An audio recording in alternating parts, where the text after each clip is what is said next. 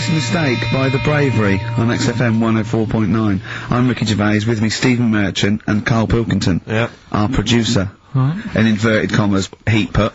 Yeah. They know. How are you doing, alright, Karl? Yeah, didn't they also write something about me, bald round head? Yes, perfectly round little bald man head, they said, so. 'Cause you need to know that when you listen to the radio on that. Really matters what my hair's doing. Your hair, have you given it a little polish? Because you look like a cue ball at the moment, and you've had a shave in it. I've never seen such a round head. It actually looks like a plate with ears. Yeah, well, for those that have never seen Karl, I actually, if you remember, I think he looks a little bit like, Mr. Spoon from Button Moon. He does! If you've ever seen that show, and also he looks like, you know when they say, they find with a little 4-foot human, and it's actually 500,000 years old, and they give it a name, and it's the first, Australopithecus into, he looks like one of them as well. Perfectly round little, he's the missing link, he looks half human, half monkey. Because he's got a slight slouch as well. So yeah, it's like those pictures where you see it going from an ape to a man. He's one of those in the middle. Yeah, and of course his monkey hands, his hairy little wrist to those skinny little things that you can get oranges out of holes with. And it's unbelievable. Why are you so all shaved and polished and everything? Got a wedding. What? Got to go to a wedding today, so, thought I'd, clean myself up a bit.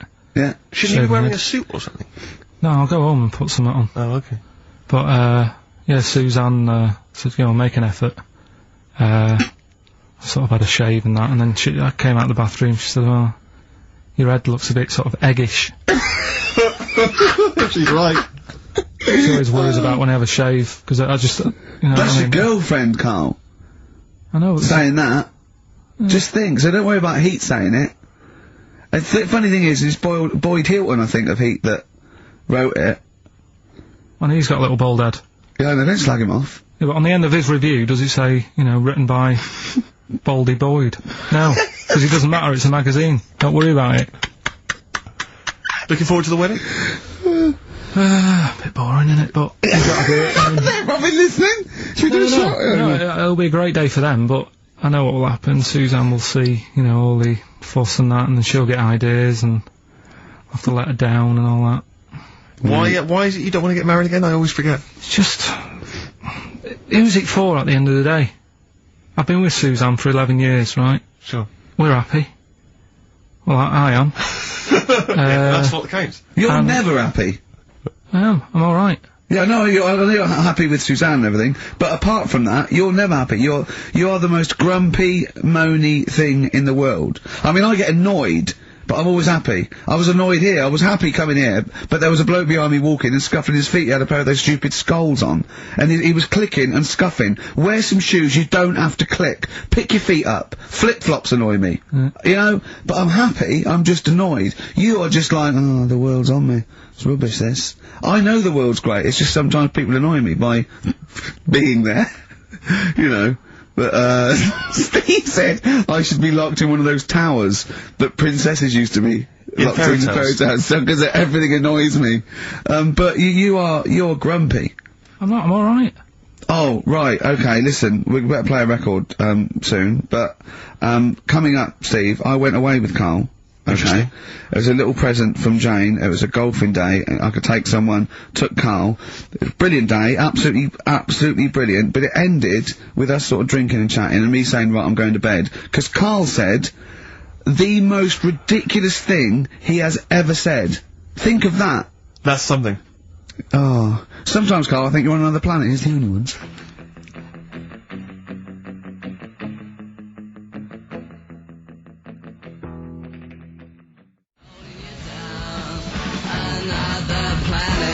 Another Girl, Another Planet by The Only Ones. What a song. Amazing. One of my favourite intros ever. Dr. Fox disagreed with me. His favourite ever was, I think, Money for Nothing, if I remember correctly. Interesting. Yeah. Another great tune. Yeah, another great show. I'm not knocking him. If you'd like to let us know what your favourite intro of all time. That number again is over. Right. Well, we got so much to get through with this show. Let me just get this, I don't quite understand. You were given a gift. And the gift was a golfing day of golf. Yeah, for my Christmas present, part of my Christmas present from Jane, a night away, 2 rooms, 2 rounds of golf, dinner for 2, right? But not with her, I noticed. Well, she doesn't play. No, she knew. No, it was a president who was playing golf. It was a golf event. She doesn't play golf, so I had to choose someone to take away. It's alright. It wasn't a romantic meal. No, but that was my immediate thought. I was yeah. Me and Karl just getting in there in the jacuzzi together. It just sounds like an excuse for Jane to have a day off from you. But you don't play golf, Jane. I know. Go. Yeah. Enjoy yourself. A bowling ball with my name on it. So chose Karl, obviously. We went. It was a great day, wasn't it? Brilliant round of golf. Absolutely brilliant. Such a beautiful place in Stoke Poges. It's like a really posh place. And are you a good golf player? Well, we'll get to that. Oh, okay. Wow, he bought the shoes especially for it. Oh, I'd love to see him in those little shoes. I know, and they were no good because they were metal spikes. We had to change them. He was annoyed straight away. He spent over £22 on these golf shoes. We hired a buggy that was brilliant fun. I was bombing along, wasn't I? I don't drive, but it was great on that buggy. Well, you've been on a buggy with me, and you were a bit scared. Yeah. What? I nearly killed us once. I was just taking banks and things, but you don't see sort of bunkers, and he'd scream and go, "Stop!" And he'd put his foot down the brake, and then I reversed. At one point he sort of did a handbrake turn next to the lake, and then we had to reverse, right? And you just flick a switch and put your foot down. He did that without looking. I looked behind, there's a big oak tree there. He screams, "Watch the tree!" Right? He's so Dukes of Hazzard. And I kept jumping in and leaving him behind because I had to go to my ball. Anyway, so the first shot, I got on my driver. I honestly did one of the best shots I've ever done. It went straight down. It was great. I thought, phew, got away with that because it's always the first one because it's a clubhouse and you want to look good. Yeah. So. He tees up, man. And I've been saying, buy some balls. He just got 6 balls. I was going, what if you lose me? I want these 6 balls, right? He he tees up, right? Whacks it. It goes miles, like, right angles, straight into the woods, right? He turns around and he goes, go and buy some more balls. So I'm laughing, because it's, like, impolite to laugh, but he broke the ice for me, and I was falling around. And then second shot, I go, you're off for 3 now. If you take another shot, he went, oh, right. So it's his third shot. He puts the ball down. He hits the ground before it and misses the ball altogether. And I was on my back, wasn't I? Unbelievable. Actually rolling about on his back. And we were terrible. I went round 107, he went round in like 119 or something. Sure. It was just rubbish. How long did it take? 5 hours. Of course. And there was no one around, luckily. But it was fantastic. So then we go and have our meal. What annoys me, I said, right, I'll go for a run. He went, I'll have a bath. I said, I'll see you at 7:45. At 7:55, I have to call him. He's not ready, so he's let me down there. I can't stand lateness or laziness. You hate lateness. Yeah, and he's let me down. Do you know his excuse? He fell asleep in the bath because there was no light bulb. There was no light bulb in the bathroom. So instantly he fell asleep. And he was late. No, do you know what I mean though, Steve? If you're sort of, like, nice and warm and what have you. I was tired anyway, I've been stressed out for 4.5 hours, right? My life flashed in front of me a few times in that buggy. So it's all sort of wears you down a bit. I thought, right, I've got a headache. You're going for your run. I'm gonna have a bath. I walk in, put the light on, for some reason it didn't come on, but I thought, it's alright, I'll just, doesn't matter, you can have a bath in the dark. It's summer, so it's light anyway. Well, there's no windows in the bathroom, so, yeah. So you were in the darkness? So I'm in the darkness. I nod off because I'm shattered. He calls up, asking me. So I said, well, I won't, it doesn't normally take that long for me because, I haven't got, like, long hair, I've got a dryer and shit, I can sort of one wipe. Yeah, he's already 10 minutes late, though, when I called. Well, 10 minutes. Wow, lateness is lateness. Next. Doesn't matter, dinner wasn't until 7:15, so we had, like, another 20 minutes anyway, so it doesn't really matter. Yeah, but we said 1:45. So he's calling up, hurry up, so I said, yeah, alright, so I get out, and drying, like, my tackle and what have you, calls back again 30 seconds later. No, I don't, I don't like that. Not gonna do that, no. Give it a wipe.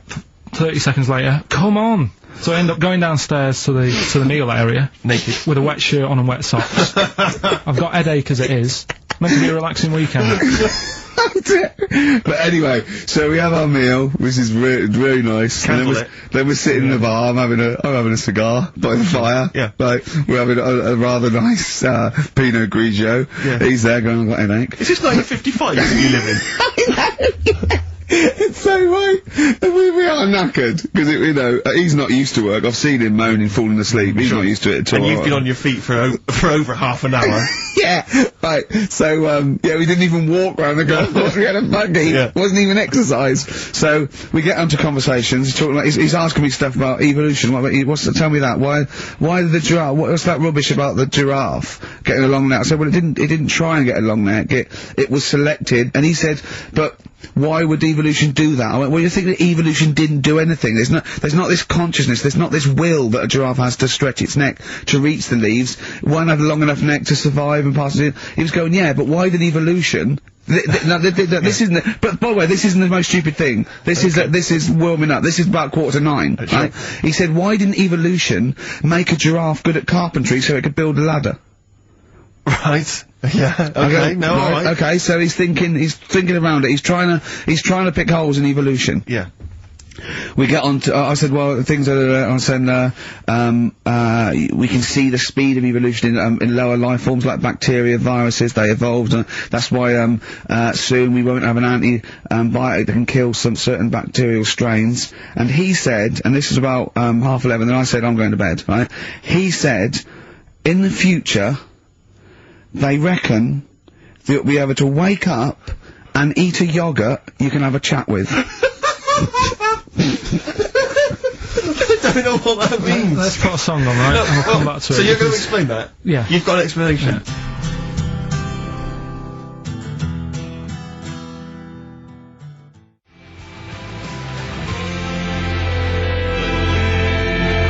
The Verve and Sonic on XFM 104.9. I'm Ricky Gervais, with me Steve Merchant and Karl Pilkington. So let's just get this right. What did Karl say? He's just specifically giving those words again. He said, they reckon, and I said I'm going to bed. He went, no, really? I said, no, I'm going to bed, Karl. There's no point now, because, I mean, it's just like you're talking gobbledygook. You know what I mean? I might as well talk to a pot plant. Yeah. He said, in the future, they reckon, I don't know who they are. Sure. I don't know, people who post things on the internet that he reads, I think. The Telegraph. Anyway, complete the sentence. They reckon that in the future you'll be able to wake up. I love it, there's always a little scenario, an embellishment. Like this little... Oh, hello, darling. Here's your yogurt. Hello. You'll be able to wake up and eat a yogurt you can have a chat with. Alright, well, thanks for that, Rick. I'm looking at you. I'm going to throw that over to Karl. Right, it's when I was away on holiday, right? I don't normally buy the Telegraph, because it's too big and that, innit? So, but, they were giving it away for free on the plane, so I thought... Ding dong. Might as well have it. And I saw a couple of things in it, I thought that would be interesting. I saw this thing about the future, and it was talking about evolution and what have you, right, which I always find weird, because I always think that maybe we've sort of done it wrong anyway. Do you know what I mean? I sometimes think... You can't by definition, evolution can't get things wrong. Things change, that it's not successful, it can't pass on its genetic material, but if you're around, it's working. If you're around, it's working. Slugs are as evolved as they need to be. Slugs are as evolved as you and me. That's true enough. No, yeah. No disrespect, but it works. It works. Sorry, but anyway, what's your point, Karl? No, I mean, I think we probably would have been better off staying as a fish. Just because there's more water than land, isn't there? Right. And you wouldn't drown. This is why I went to bed. No, I can imagine. I'm thinking of dozing off now. Yeah. No, but do you know what I mean? From, what was it? It was bacteria, it was fish, mermaid, man, onwards and what have you. So anyway.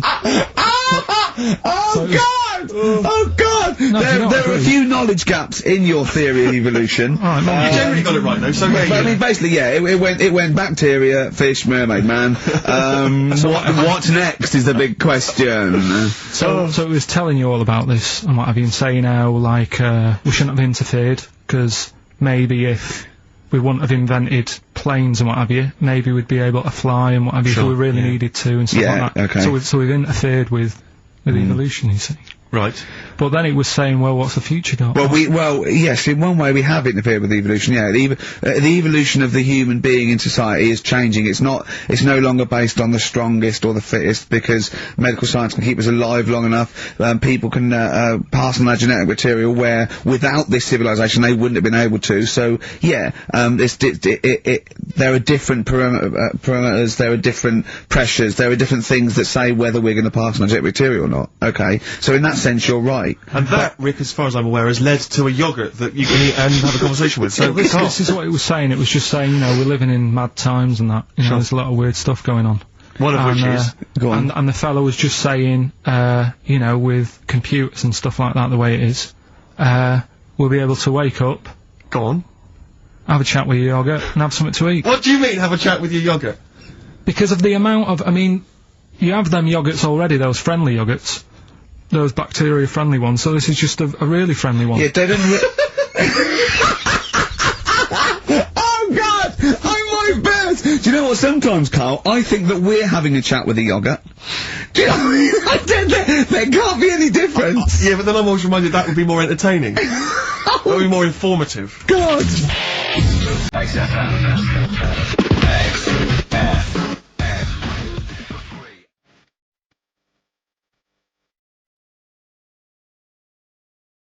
To City of Blinding Lights. I'm going to see them next week at Twickenham. We'll enjoy that. Looking forward to it. Yeah. Thanks again for letting me know about your, old Nobbo and Edge and all that.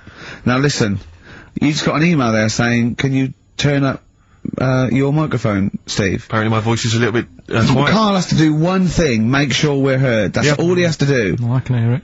Sounds fine to me. Well, not to the listeners, and that's who we're trying to please. Well, it's one person, so they can't hear. Yes, but we've only got one listener. So he's not happy. We're buggered. You're allowed to say buggered. Not twice, certainly. Once could have been a mistake. Yeah. Twice, pointing it out is definitely, complaint material. Now, Karl, you haven't told us about your holiday yet. You were meant to do it last week and you didn't. You started on this, but we didn't have time, because we had to do monkey news about a monkey who was a director who cared about lighting and stuff. Is there more monkey news this week? Is it as... okay. Is it real monkey news? Did it happen, or is it mostly embellishment in your round little head? It's proper stuff. Yeah, okay, good. So, holiday, where did you go on holiday? Sardinia. Good? Yeah, it's alright, yeah. Nice food and that, it's important, isn't it? Yeah. And nice beaches and what have you. Excellent. Always like a nice long beach to walk down. Yeah. But, so we're having a nice walk, right? You know, nudists do me head in. Sure. Right. Not a problem though, is it? It's not like being scared of spiders where they might jump out under the kitchen sink at you. You know what I mean? It's not a big problem having your head done in by nudists. Yeah, but it just annoys me. It sort of ruins the day a little bit. Because it makes me feel uncomfortable. Right. Take your clothes off if you feel uncomfortable. It's much more relaxing. Yeah, but... Well, anyway, right, so I'm walking along the beach, right? Lovely long beach, what have you, you know, watching the sea, picking up shells and that. And what are you wearing? What's your natural beach club? When he says picking up shells, I imagine he's on all fours going, like that, you know what I mean, looking at things. Just like washing his nuts in the sea to get them tasty. Yeah, going into the sea and then kind of shaking himself and all the water flows off. Yeah. I've just got, you know, flip-flops on, pair of shorts, and like a little light shirt. Sure. So anyway, walking along, and, Suzanne goes, oh look, right, and there's this woman, German I think, coming out of the... How can you tell she was German? Underarm hair? I'll get to it. Forget the underarm hair. She came out, it looked like she was smuggling seaweed. I'm going to burst! Oh, God! And the funny thing is, right, smuggling seaweed! Oh, God! She was a bit hairy down there, was she? Mental. I felt bad because I hadn't had a shave for 2 days, right? Looked at her, it was ridiculous. She might as well have kept her trunks on. It was just like she was wearing furry trunks, right? So anyway, so I'm walking along. Yeah, go on then. So Suzanne's like, oh look, and I'm like, oh, not again, you know, because every time we go away, there always seems to be one of these. Is she by herself, this woman? Well, the weird thing was, she was with her husband, right, but he had shorts on, he was happy, right, but every time, like, because I walked past her, and he sort of ran off, because he's embarrassed. Do you know what I mean? There's nothing normal about it. What can he do? He can't go, alright mate, because he knows it's odd, right? How old was he? Sorry, how old was she? It's hard to tell when someone hasn't got clothes on. Sure. You know what I mean? It's They always look older, don't they, when they haven't got clothes on anyway, but I'd say she was about 40, 41. Okay, right. So yeah, so I walked past, and the annoying thing is, she got there on a bike, right? No clothes on, little pair of boots next to the bike. So if you can wear boots, just pop some shorts on. You know what I mean? That takes more effort for me, putting boots on. But put the shorts on, right? So anyway, so the husband kept running off. I walked past, and I'm getting annoyed because I'm saying, well, we've got to walk past them again on the way back. I like the fact that they're scuttling away when Karl walks past. Like when you lift up a bit of, sort of iron sheeting in the woods and loads of mice run away. Yeah. It's like whenever Karl goes, that nudists run away. Yeah. Oh, right, okay. But no, so we sort of come walking back and what have you, and you know, I have another look and what have you, and he runs off again. Why another look if it offends you so much? Oh, you might as well just have a look, you know what I mean? It's just putting it on show and what have you. But the interesting thing was, I just wondered whether the husband... Because if the husband were nude, you'd looked at his tackle, because remember when you went to see those two strippers and it was a woman and man, and they whipped their shorts off, you said you looked at his tackle first. I think any bloke would. Well... You would. You just check it out, it's natural, isn't it? You just go, oh, right. So it is normal or whatever. Because you don't know if you know what I mean? You don't know if what you've got's right until you see someone else's. No, do you know what I mean? Yeah. But anyway, so, but he got us talking, because I was, then, as soon as I saw her, sort of, today's been ruined a bit, so I'm walking up the beach. It's been ruined! Walking up the beach with Suzanne going, how does it happen? Do you know what I mean? Why do people do this? What fun are they getting out of it, and what have you? And, I just was thinking, is there any chance that fella, right, didn't even know that she was a nudist until they went away? Do you know what I mean? Because I said to Suzanne, say if I met Suzanne, it's like we're getting on, yeah, everything's fine. Yeah. And then you go off on holiday and you go, you haven't got much luggage. And she's like, no, it's fine, this is plenty, and I'm thinking that's weird. And then we go down the beach and she whips her knickers off. I'd be annoyed, but there's nothing I could do. Do you know what I mean? Sure. So I'm just wondering whether that's what happened to this fella. Every time someone came walking up, he was like, oh god, this is embarrassing. And he kept nipping off. Yeah. Finding something else to do. Look at some shells. So I'm wondering, Rick, if at some point, maybe today or in future shows, we should get a nudist, you know, one of those official nudist spokespeople, you know, because all these nudist organisations, get them on the phone, justify themselves to Karl, because, you know, in his mind, they are, what would you say, weirdos, freaks? I don't quite get it. I was reading something in one of the supplements last weekend, and some journalist went round to some, whatever you call it, some resort or whatever, for nudes and that. And it's Were just... they playing volleyball? Well, the annoying thing was, bowls. Why is that annoying? Well, don't play a sport where you got to bend over.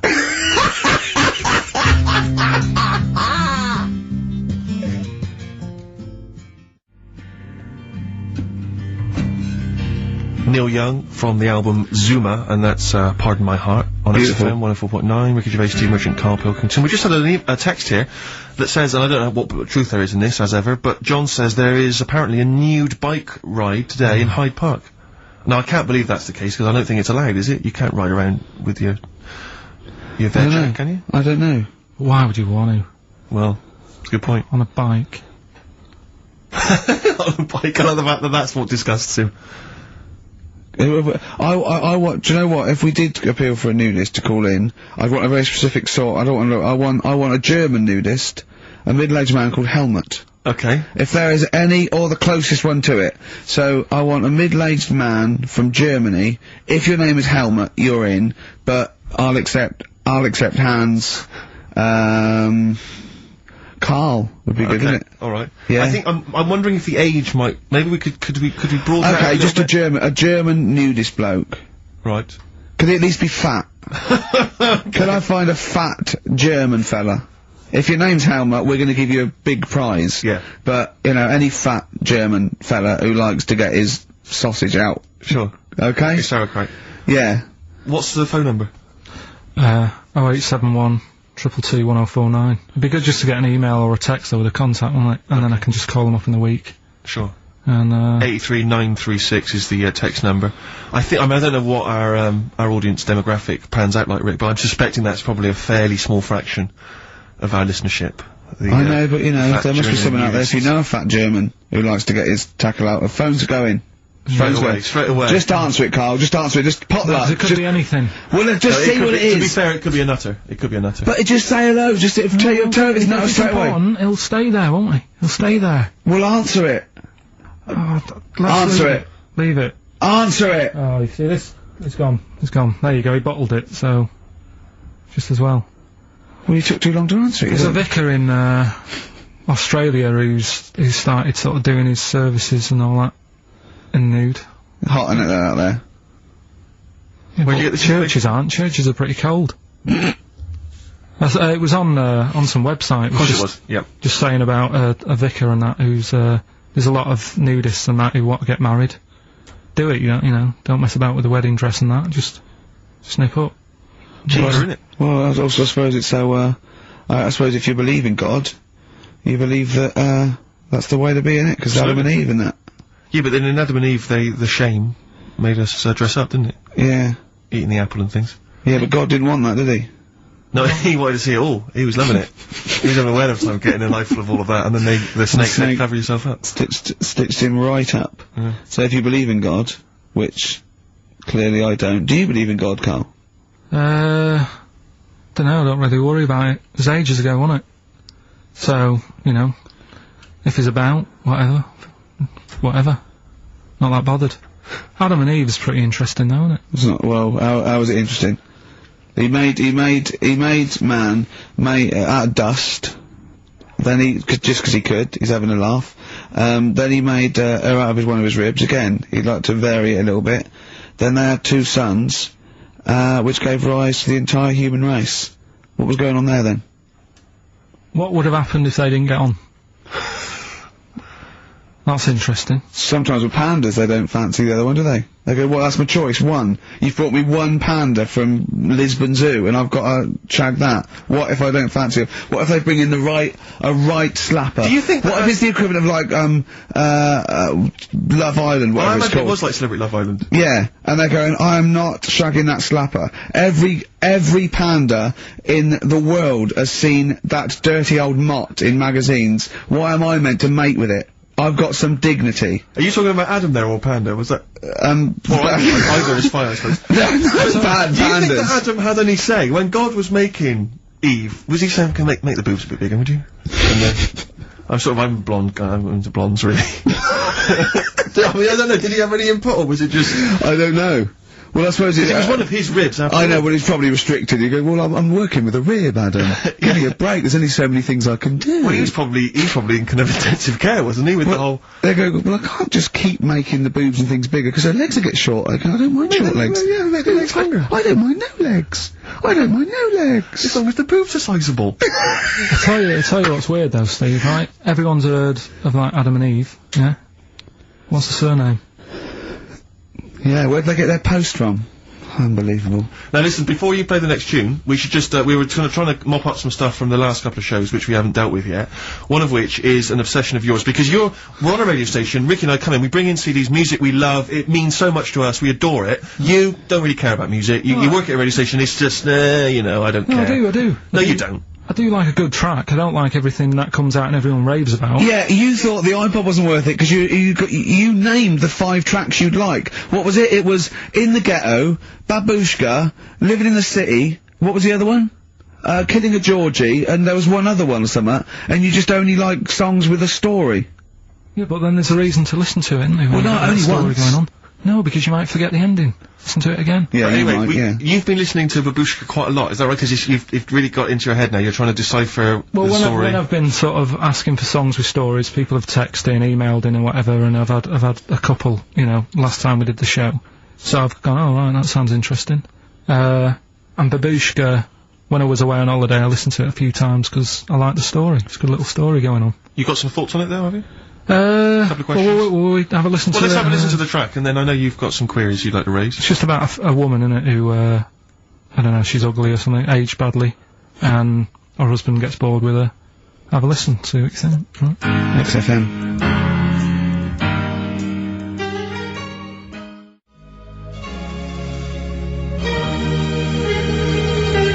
Listening to Magic 105.4. That was all the way back to 1979. Kate Bush, Babushka.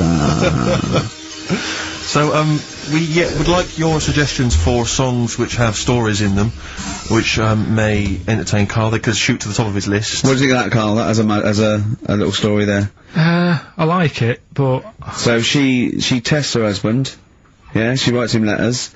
She gets a letter back. It's a pseudonym. Babushka's her pseudonym. It's not a real name. Her real name is, Molly Strank. From Ealing. And he responds, he goes, oh, he's, you know, so, in real terms, he's having a bit of an illicit affair behind her back, because he doesn't know it's his wife. So he goes, oh, well, I'll take this a bit further, see how far I go. He turns up, she turns up, you know, he gets it on with her, and he's falling for her because she's acting like she used to act, you know. So was he just playing along with it? Was he like a No, it's not, because they'd have said that in the song. They don't leave it up to... Some people do that, don't they? But it wasn't. Kate Bush would have said, and by the way, he's playing along. She'd have given us a clue. He's not. He's fallen for it. She went along incognito. He thought it was another woman. But how much work can you do to yourself to... Say if, like, I wrote a letter to Suzanne, right? Saying... She'd know it was you. It'd have egg stains on it. It'd be spelt wrong. No, but... And you'd sign it Karl, crossed out Babushka. I wrote to, I won't pick Babushka. I mean, that's a ridiculous name. That wouldn't have worked anyway. You just get a vision in your head of... I wouldn't have answered a letter from someone called Babushka. It's not the point. If Kate Bush is listening, please call in, because I'd love her to have a conversation with you. I mean, that would be good. Forget Helmut. No, Helmut, you keep trying. A fat German. We want Kate Bush and a fat German. What I mean is, though... Now, wait a minute. What worries me is he didn't answer the last phone call. What if Kate Bush does for it? If anyone knows Kate Bush, give her a call now. She's probably not listening. She's probably doing yoga or something, I imagine, or making a lentil soup, or maybe just like repotting some plants, right? Or practicing piano, right? But if anyone knows Kate Bush, got a number, call her up now, say, tune into XFM, there's a little bald mank fella wants to talk to you about Babushka. Right? But how much... But Helmut, don't worry, you'll get your... chance. The phones are going. That could be Kate Bush. That could. Don't worry about it. That could be Kate Bush. I know for a fact it isn't. Okay, answer it.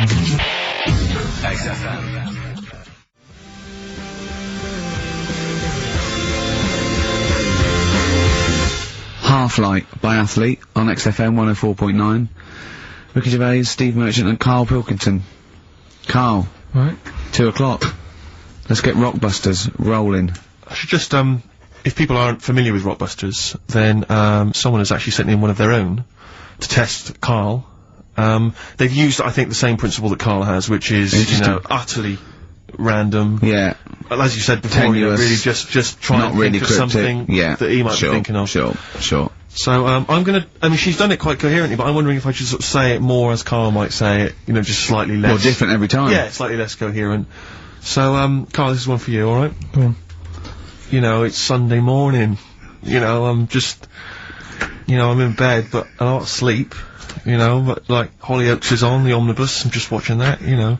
I go and make a lovely cup of tea, you know, in the bed with Suzanne, aren't I, having a cup of tea. What's going on there? Just watching the telly and that, but hang on, I haven't got anything to dunk in me, in my tea. I haven't got anything to dunk in my tea, have I? You know what I mean? I haven't got anything to dunk in there, I'm just having, you know, what am I doing? Is it LB? It's LR.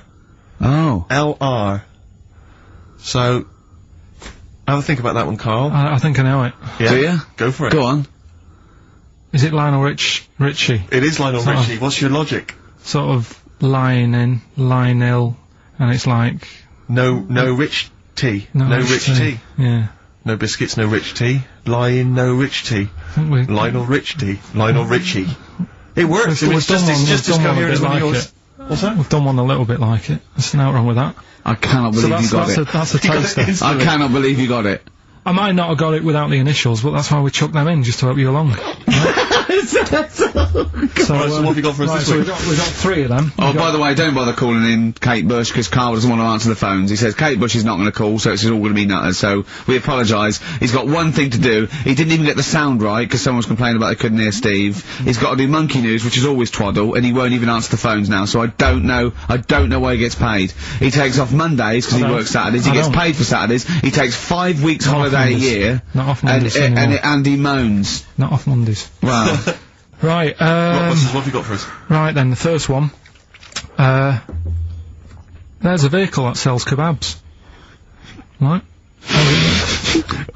There's a vehicle that sells kebabs. Initial D. Right? D. Great. Right? Have you worked that one out? Of course I haven't.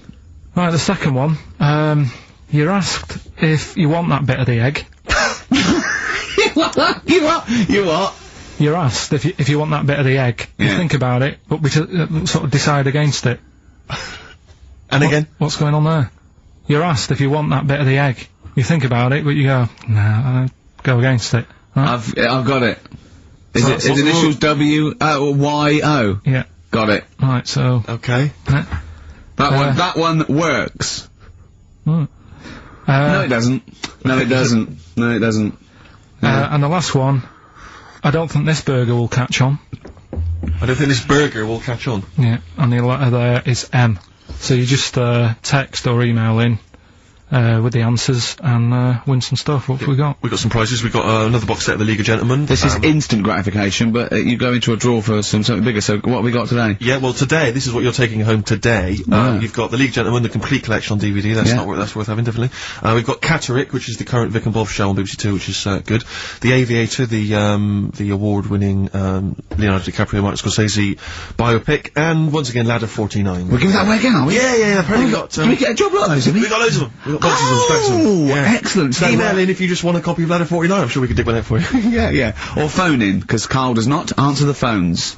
Right. And remember, the winner goes forward into the chance to win the big prizes, the signed Homer drawing, the signed Nigel Tufnell poster, and you go to rickygervais.com and see Matt Groening actually drawing that to verify it. Bit of Lloyd Karl won't never wrote anyone, has it? Has it?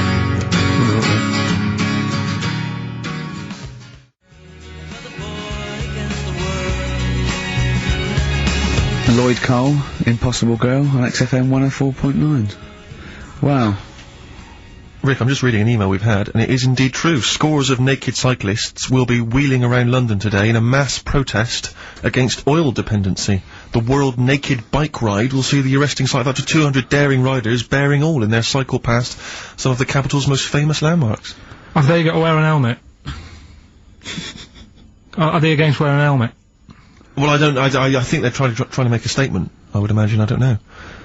Well, they don't have to wear a helmet. It's not law to wear a helmet on a bike, is it? It's for your own safety. It's sensible, you're right, yeah. Well, it's also sensible to just pop some pants on.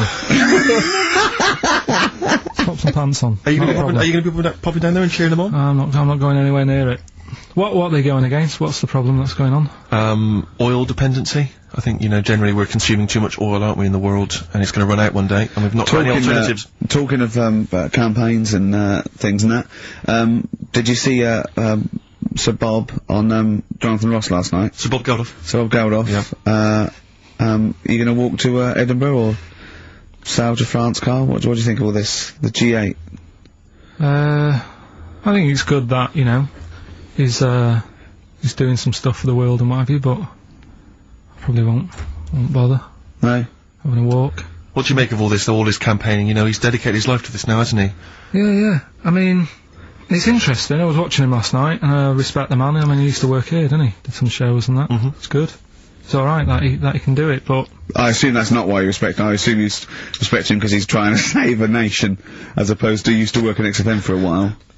Yeah, I know, but I'm just saying it's good that he's given up a lot of his time to, try and save the world and that, but, there's a bit of me that's kind of like, is he wasting his time a bit? Right, what do you mean wasting his time? Well, he tried it before and... No, wait. What he's trying to say is that the G8 are I think the 7 most, rich, wealthy nations in the world, and Russia, and they get together and they can wipe out the third world debt. I.e. they owe us billions and billions of pounds, they can't afford to pay it back. So he's gonna say let's wipe the slate clean, and pledge, I think, a lot more aid and stuff to them, isn't it? So what do you think of that? But, won't they just do it again? Right, what's you thinking? No, I knew I had a little diamond in the rough here. I mean, obviously, I admit, I brought this up because I really wanted to know what Karl thought of it. Sure. Yeah, I had ulterior motives. It wasn't just for awareness, for the very worthy cause. It was because I know, look at him looking at me. Look at him, he looks at me like a cat. Honestly, it's like there's nothing behind those eyes. Right, what do you mean? They're just gonna run up the debt again, you think? Well, what I mean is, right, when I was a kid, right, and I wanted to go to the arcade, I'd borrow £1 off me mum, right, and she'd say, don't come back asking for more and what have you. But I'd have a go on a pinball machine or whatever, game on a fruity, and then go back, and she'd go, can I have some more money? And she goes, have you ever £1 before? And I go, no, but I'm on holiday, and she goes, there you go then. And then I go off and do the same thing. I didn't go, no, I wasted the last one, I'm gonna pop this in the bank. Right. So you think that's what's gonna happen with... That's a nice metaphor. So what do you think happening there? As the Africans are blowing it down the arcade. Instead of putting it towards a fishing rod, they're blowing it down the arcade. I'm trying to win a watch. Look, I've got 100 goals. I think this thing is dodgy. Yeah. I'm trying to win a fluffy toy. Bob saying, you're never gonna get the Snoopy. You're never gonna get the Snoopy. It's always gonna fall out of the little claw before it gets to the top. The claw is not strong enough. Yeah. Do not waste it. No, Midge. Midge, you have to write a song. Write another song, mate. They've flown it down the arcade. Brilliant. So that's your genuine logic, is it? Well, I just don't know, if they put me in charge of it, I don't know what I'd do. I just think it's a... Could I just say that will never happen? No. Could I just say to London... Yeah. And anyone listening on Saturday... Yeah, don't worry. Karl is not going to be put in charge of G8. It's not going to be him, Blair. Chirac. That would be a joy if it were. That would be amazing. But anyway, so let's assume in some alternate universe you are in charge. What would you do? Monkeys, obviously, it's like Planet of the Apes. What are you gonna do? You're the only, the only person with opposable thumbs. What's your solution? We've done a lot of it, haven't we? We've sent, money out there, we've sent them clothes and that. Yeah. Have you? You say we, have you sent... I've done loads for charity. Go on. No, loads, I've done loads of stuff. Go on. For what? Oh, I give stuff to Oxfam. Yeah?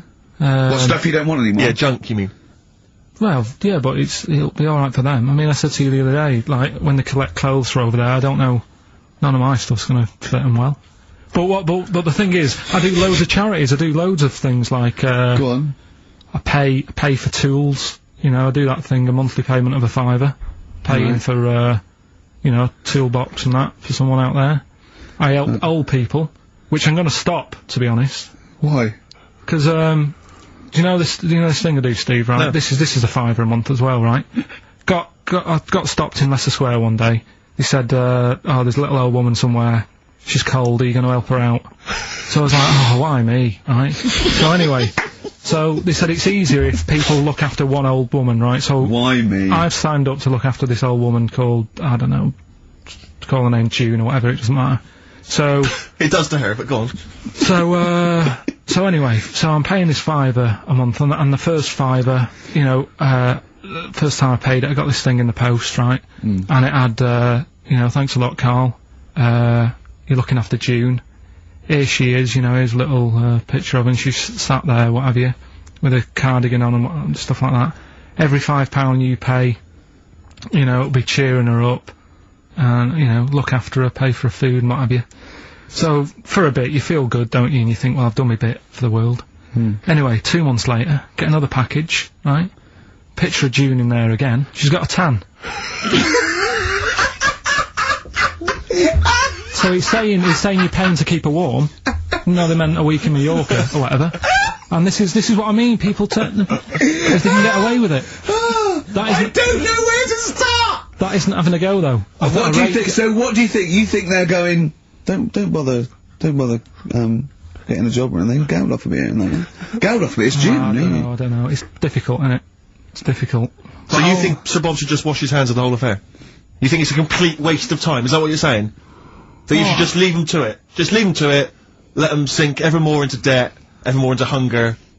You just think that should just carry on? Do you know what I think he's saying? I think, now, I'm not putting words in your mouth, are you saying they blew the last lot we gave them, they've got to learn a lesson? Is that what you're saying? No, I'm not going to say that. I'm not going to say that. Is that what you're thinking? No. What are you thinking? I'm not thinking anything like that. All I was thinking is about this gig, it might have been better to do it, like, rather than, I don't know, ruining a grass field in Edinburgh and that, do it out in Africa, right? get people out there, get the tourists up. Do you know what I mean? Get a load of people out there. They've got loads I don't reckon he's gonna get people to walk to Edinburgh. I very much doubt people are gonna fly to Addis Ababa to see Coldplay. Cheap flights and what have you. Right. Hot dog stands and that. Locals will love that. Right. Job done. Brilliant. Let's put him in charge. Yeah, just for one day. Let's put him in charge of Live Aid. If Bob Geldof is listening, I know, you respect him because he used to work on XFM. No, but if Bob, if you're listening, please, I would love, oh my God, a conversation, Bob Geldof talking to, forget Kate Bush, forget That would be amazing. Can Bob please call in and speak to Karl? No one call except Bob, so we know it's Bob calling. Right, get on the phone. What's the phone number? Can't we talk to him next week? He might be busy next week. No, he's got stuff to organise. Don't worry about it. Don't worry about it. You can talk to us next week. Right, I'm not gonna I'll go through the phones, it's mental. Right. Play a record. Right, what we're having? Bit of Killers? Yeah.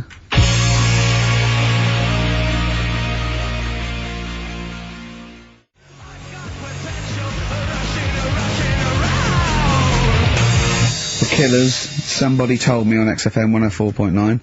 Tell you what, talking of, starving, I went to what is meant to be the best restaurant in the world on, oh yeah? Wednesday, yeah. Sure. You must be famished. Well, Jonathan, Ross, booked a table there. It came out, I think he's been trying to get there for a while, and, I think there's a waiting list and everything, right? And, well, you can't over here, you're walking straight in. He's walked straight in with that, yeah. Me and Jane went along with him and Jane to the Fat Duck in Bray. So it was voted the best restaurant in the world, right. Okay? And, it was incredible. I mean, it's across from the restaurant and sort of Barnum. They, you know, just incredible food. But all the way there, I'm thinking, well, I can't eat stuff in normal restaurants. I don't eat red meat. I'm squeamish about things like seafood, anything that's got too many legs, or was a crustacean once, or feeds on worms. I knew that one of their, signature dishes was snail porridge, so I'm thinking, I'm not gonna be able to eat anything here, so I was thinking, I had something to eat before I went. And, I was thinking, they better not have mucked around the bread, right? Got there, beautiful, it was really quite fantastic, and I let them know straight away that I was a Philistine, and they really accommodated me. You know, I didn't have the snail porridge. They put mushrooms in my snail porridge, which was more of a risotto, and there's tasting menus and that, and it was really fantastic. But Jonathan, halfway through, on the way there, I don't like travel well. On the way there, he actually phoned me and said, "Why are we taking you to this restaurant?" Good point. Very good point. They know, even if I go around there, they cook me sausage and mash. Yeah. Or, do you know what I mean? Well, you have the palate of one of those kids from the Jamie Oliver school dinners programme. They've got the lovely Jamie Oliver cooked, you know, kind of, ratatouille, but they're going for the sort of chicken Twizzlers. Well, there's nothing wrong with chicken. I love chicken. I like the chicken I can eat. I'm squeamish about red meats. There's nothing you know, it's a mixture of, it's not morals. There's only one thing I don't eat morally, that's veal. But the other thing else is just like, if it's got eyes and legs and things sticking out of it, or there's But it hasn't got eyes and legs things sticking out of it. What are you talking about? I mean, it just infuriates me. I actually got to a point now where I refuse to eat out with Ricky. Because I can't, it just sucks the life out of me. It actually makes me depressed. I can't enjoy the experience. If you go to an awards do, they bring out lovely food, you know, 3 courses, and you're whinging. You're always salmon, whinging. which is hardly cooked, followed by lamb. Lovely bit of lamb. Who doesn't think lamb is the best of all the meats? Oh. And you whinge, you complain, you look at Jane like a little boy who's like, "Oh no, why have you brought me here?" You are just, and I tell you, and I put it at I don't want to, badmouth people, but I suspect it's your family. I suspect it was your upbringing. I imagine, that if I came to your house, late 60s, early 70s, came round to your place in Reading, it would have just been the smell of chip fat. Just everywhere. Pervading, just one of those chip fat fries that's just, like you say, constantly, 24 hours a day, just bubbling away. I used to eat beef and pork and that, and I used to have to, eventually, when I was getting sort of squeamish and getting older, I'd make her burn it so much that it was just like chewing on a piece of leather anyway, where I couldn't stand the sight of blood or so. A salad in your house would have been I'll tell you what, a pickled onion and a packet of crisps. No, a salad in my house, right, was when it was summer, we were out in the garden, lovely salad, grated cheese, grated egg, 2 bits of beetroot with your leaf, a pickled onion, and a packet of crisps. and that was a salad.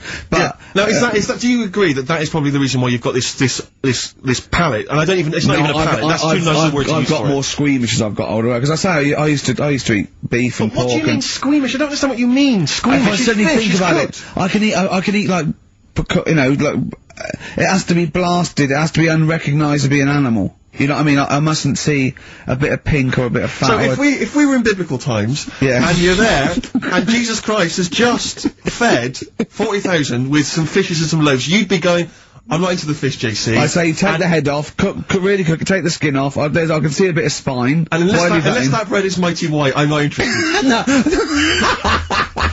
Yeah, but the thing is, what he hasn't said is, well, he gets frustrated because we have to go from restaurant to restaurant for something I can eat. But the reason we've only got about 3 restaurants to choose from are that, because he doesn't want to spend more than a £5 at lunchtime. At lunchtime? If I was going out of an evening, you'd spend a decent amount of wallop. But lunchtime, you'd be happy to spend 20 quid on lunch. Imagine that every single day. There's no one out there who's eating lunch 20 quid a day on lunch. It's crazy. You don't need that much food at lunchtime, because I know what happens. You go in there, you have some kind of, you know, tiger in curry for lunch, you're asleep by 1:30, we're trying to work, we're trying to write TV shows, and you're dozing off like one of those giant anacondas that's just eating a sheep, and it's slowly digesting it. It takes like 3 weeks.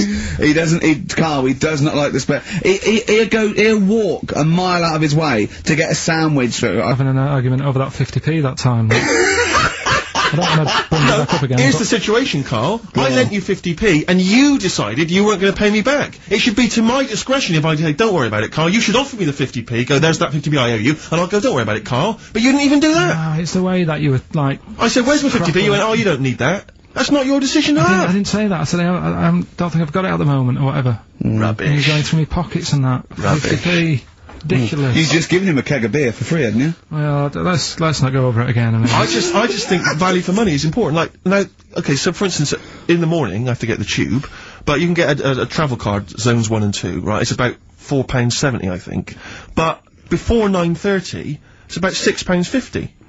Alright, and then at 9:30, when the clock, literally on the clock ticks over to 9:30, it's £4.70, right? Now, sometimes I'll get there, it'll be about 9:20. Now, you'd be saying to me, oh, just spend it, and I'm thinking, I've got 10 minutes. I'll perhaps read the paper, wait for it to click over to 9:30, and then I can get a cheaper ticket. Now, surely that makes sense. Surely that's logic. I mean, if you were in that situation, Rick, if you were there, right, and you had, let's say you had 3 minutes to wait before 9:30, what would you do? Would you stand there and wait? No, because waiting to me is worse than anything. It's madness. It's madness. I can't stand queuing, I can't say, no, I'd pay, yeah. How long would it have to be before you'd wait? If there was like a minute on the clock to go, would you wait? If they literally said, if you wait 30 seconds, I go, alright. Well, that is the case. That literally is the case. Okay, but not 10 minutes now. What about you, Karl?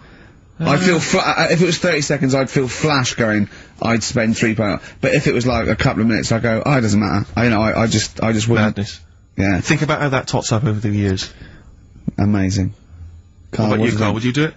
It depends, doesn't it, what your job is and that. If you're a doctor, you've got to get to, you know, go and save someone or whatever. You can't say, oh, just 10 minutes. Depends. Depends on the situation, depends. Most of the time I've got to get in work early, I can't be hanging around till half 9. But you don't know, do you? I've called him when I was filming, he was I've seen him do one day, right? I've seen him for one whole day, he went away, he fell asleep at 7:45 in the bath because he was knackered, so, you know, he has 5 weeks holiday a year, he's taking the piss.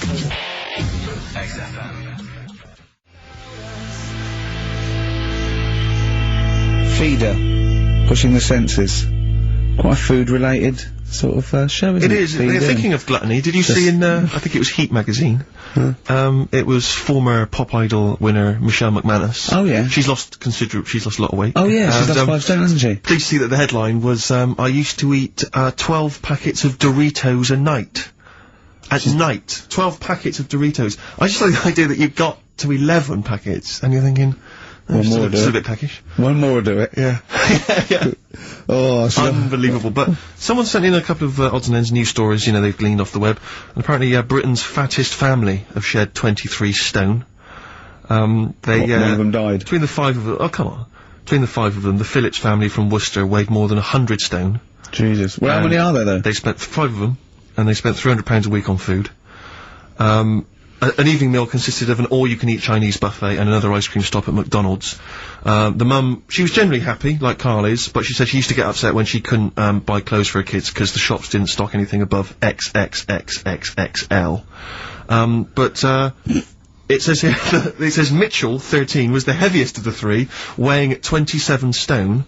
By the age of 4, he was Britain's fattest toddler, weighing 10 stone. Is that competition still going? He broke 5 bikes. He broke 5 bikes by buckling the wheels.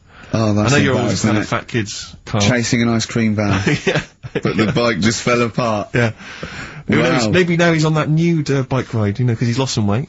Oh, that would be painful, wouldn't it? If one of them buckles. Yeah. Well, I've got another food-related item here. Now, Karl, I got a little email via my agent, sent from someone here, okay, sent from someone at XFM, okay, and I won't say it was, she just said, I thought this might be good for Ricky to use on Saturday, and obviously what happened is, Suzanne has sent you an email in the week, it was Wednesday, and you've returned it, but I think you've returned it to the wrong email address. You returned it to someone here, who of course immediately forwarded it to my agent for ridicule on the show. Don't panic, it's nothing that bad, okay? It's an email from Suzanne talking about your tea that night. Was Suzanne out on Wednesday night?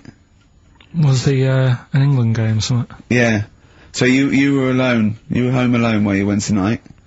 Yeah. Did you enjoy your meal? Was it a quiche? Go on. Right. From Suzanne to Karl. Take the quiche and put it on the baking tray. Cook for 30 minutes on 190. Take lettuce and put on plate. Take 3 tomatoes, wash and chop into quarters. Place on lettuce. Take an avocado, chop in half, remove the stone, peel skin and slice, place on salad. Put salt and pepper on, and a dribble of olive and balsamic vinegar dressing. Right? In brackets, small bottle behind the cafetiere. Right, in case he's reaching for bleach. Yeah. That's it. You gotta put everything else away. Right? Then sprinkle a smidge of parmesan on top. Remove quiche from oven, cut into quarters, and put on plate. Eat. Oh, wow. Does she have to do that every single time? She's like... No, it's just that I'm not that good at cooking, right? And to be honest, that was a lot of hard work. I didn't bother warming it up. And I did without the avocado. Why? Too much messing about. He didn't even do that! With instructions, it was too much! But, yeah, I'm not that good at cooking and that's not cooking though, is it, Karl? That's heating up a quiche. That's cooking it is making the quiche. Yeah, but I'm just... could you have figured that out if she had left that note for you? Why did she have to tell you what the olive oil and balsamic vinegar was? Because I've put sort of cooking oil on my food once, and I said, alright, it's a bit... It's ever since, right, years ago... I'm gonna die! Years ago... Oh God, leaving Mr. Magoo at home! It was ever since I put sausages in the toaster. That, what do you mean? I nearly set the flat on fire. Because, do you know, like, when you're grilling food in a pan and all that? Yeah. Sort of sausages spit and it goes everywhere, doesn't it? And it makes everywhere greasy. So I thought, well, just want to warm them up. Yeah. Bung them in the toaster. Yeah. What happened? And she sort of caught... Well, they got stuck and they got caught on fire, I imagine. She came in just as I was sort of plunging it, and what have you, came in from work. She said, what are you doing? I said, no, I'm in sausages. Well, the oven isn't on. I know, they're in here. What, you turn it off? Panicking and that. But... I've never been into it. I've never been into cooking and that. At school and stuff, I didn't bother doing it. Oh, every time Suzanne comes home, she must think, please be the house still there. Yeah. Please not let me hear a fire engine as I come round this corner. Oh God, she comes and goes, oh God, thank God. I bet she's always happy to see you when she gets home and you haven't burned the place down or introduced some howler monkeys or something. Unbelievable. What I find extraordinary is there are people who are in sort of care in the community who don't need instructions on how to prepare food. Oh, they can do it, yeah, you show them once. Yeah, they don't. Whatever you do, don't put sausages in the toaster, Johnny. Do you know what I mean? Yeah, and they've learnt it. They don't put sausages in the toaster. Yeah. What is it? They put their fingers in. I Are we doing, Rockbusters answer? It's what London's waiting for. I'll tell you what, we'll play a song and do Why not? Yeah? It's worth waiting for. Have we still got Monkey News to come? Yeah. Oh.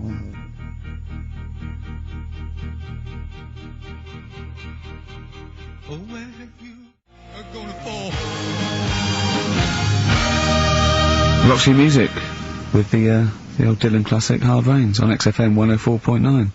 Mixing it up, just mixing it up, mixing and matching. We've got Neil Young, we've got a bit of Roxy Music, we don't care, do we? But then we'll bang up to date with some of the latest tracks from Feeder and the like, so... Yeah, big time. But, it's what they're waiting for, it's the Rockbusters answers. That's right. Right. Okay, give us the clue, give us the answer. Right then, first one. Hurry up, because we haven't got long for Monkey News. Don't worry about it, don't worry about it. First one. There's a vehicle over there that's, It's changed? selling kebabs. Oh, it's changed, go on. Initial D. Yeah, what is it? That was Donovan. Okay. Alright, yeah, okay. Yeah. That Good. worked. I'll give you that. Yeah. Second That's a one. real clue. Well, they got it. Like they always do, so they're always real clues. Second one. You're asked if you want that bit of the egg, right? You think about it. Then you decide against it. I think I know this one. What was the initial again? Y-O. Is this, John Lennon's, wife, Yoko Ono? Yeah, that's right. I think that was her name, Yoko Ono, was it? Yeah, it's Yoko No. That was Yoko No. No, you've got it wrong. You're thinking about it. You asked if you want a bit of the egg. Yeah. You go, yolk. You think about it. Oh no. Oh, so you say it twice, you stutter. So No, it's no. Yoke, oh no. No, you did it No, her wrong. name's Yoko Ono, though. Yeah, Yoko Yeah. Ono. Listen to the clue again. Okay, no. Listen to the clue. So what you say is, do you want this bit of the egg? You think, oh, the other bit, no. Yolk, oh no. Yolk, right. oh no. Yolk, oh no. Yolk, no. Oh, yolk. Yeah, go on, brilliant. Yeah, okay, yeah, Yoko, no, yeah, go on. Works Yeah, perfect. Next, yeah. And the last one was, I don't think this burger will catch on. That was, initial M. Yeah. McFly. Right? So, there's your three clues. There's your three answers. It won't catch on. Well, who'd want to eat that? You know what I mean? It's like a Mac burger or whatever. Mac chicken. McFly. Don't want one. Put it back. I'll have a chicken. Right? So who's got the three then? Well done to Ian Shillham from Mansfield, who's got all those answers right amazingly. And he wins all those great prizes, including Ladder 49, starring Joaquin Phoenix and John Travolta, which I don't think anyone's ever seen. There's 49 of them. And he wins that, but he also goes forward, as you say, to the big draw, which will come up at the end of It's our little to run. win the signed Homer saying I like Karl 'cause he's stupid like me, and you can see Matt Groening drawing that to know it's real on rickygervais.com, and you can win that and a signed Nigel Tufnell poster. Brilliant. It's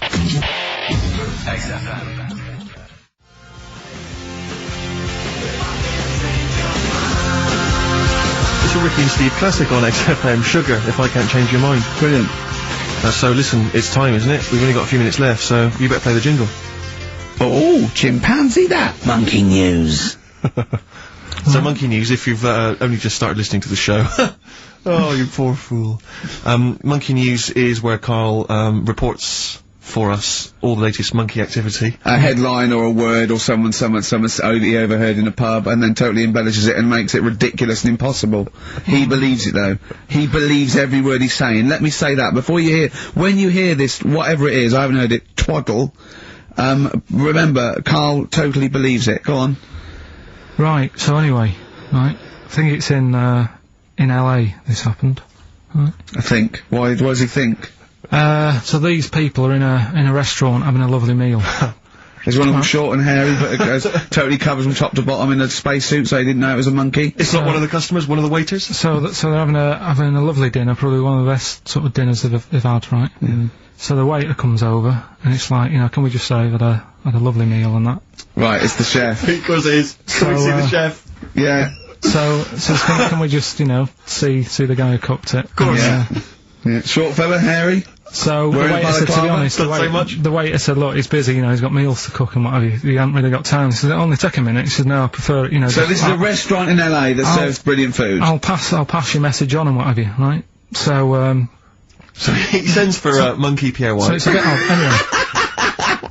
So they go out, right? They go out to the car and they notice the the kitchen door's open. Yeah, right? yeah, of course they do, because they're going to discover something that I don't know. So they're going to this just out of interest, this where does this chef train before we see him or reveal, you know, what he might look like or like to eat? So anyway, so they pop their head in and think, we'll just nip in and go, you know, love fruit salad or whatever. So they stick their head in. We better see the human chef. You never guess what? Go on. Monkey stood on a chair, right, cooking veg.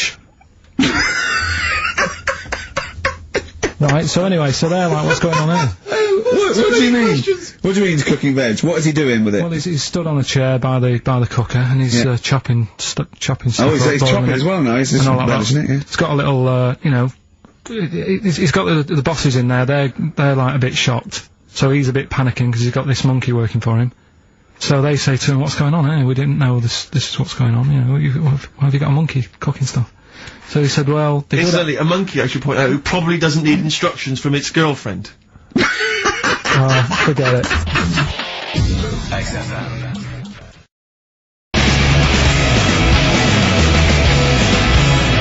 Foo Fighters, Best of You on XFM 104.9.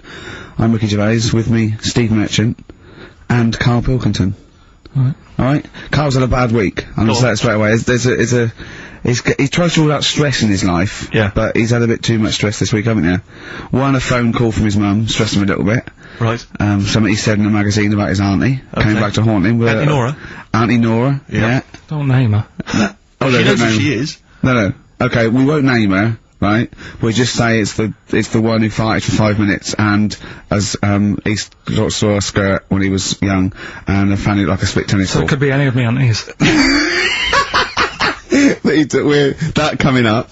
And also a bloke, in Times Online, Chris Campling. Yeah. Did a review of the show. Right. And basically said that Karl Pilkington is a creation of Gervais and Merchant. Well, if only that were the case. He said, he started off saying he liked the show. Yeah. He was excited. Said it was a good show.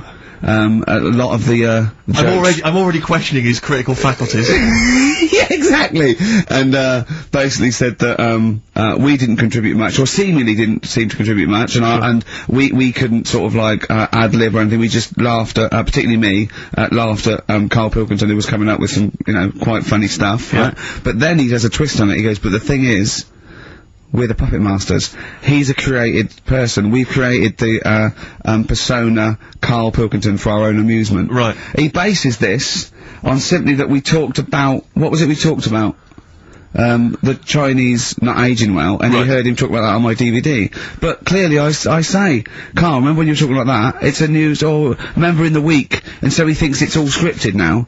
Imagine if this show was scripted. I'd be ashamed. Yeah. If this show was scripted, I would send back the BAFTAs for the shows the actual shows we've written, and I would say... I'm not having a go at Chris Campling. He's nice about our other work. He likes The Office, and he likes my stand-up and everything, and he likes the show, but he's saying, because we're not spontaneous, we scripted this and invented Karl. So he's like, you know, we've invented another Gareth. If we had created Karl, I would not have squandered a character that good on this poxy radio station. Absolutely. Also, does he know that we spend about 3 months on half an hour script? So how long does 2 hours of dribble? But the main thing is, as if this could be scripted, it's dreadful. It's shocking.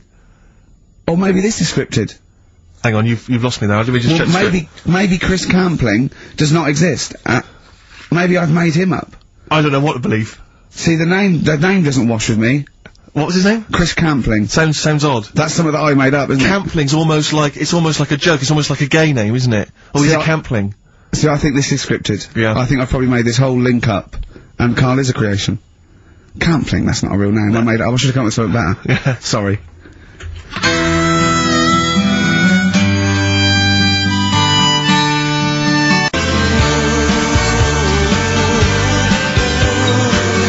Down to the River by Bruce Springsteen on XFM 104.9. So, yeah, that little fella in the Times thought Karl was just a puppet.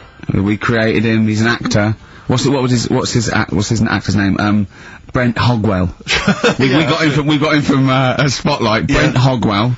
This stupid, dopey Mancunian accent, he just puts that on every week. Yeah, exactly, yeah. Yeah, he speaks rather like Hugh Grant. Yeah. Yeah. And we just this whole world around him. We set a whole. What do you think about that? He had his head shaved. Exactly, yeah. So yeah, would he think that, you know, maybe if he's looked online and seen me head and he's noticed how round it is and that, does he think it's sort of been you know, morphed into that shape just for the show, just for 2 hours on a Saturday?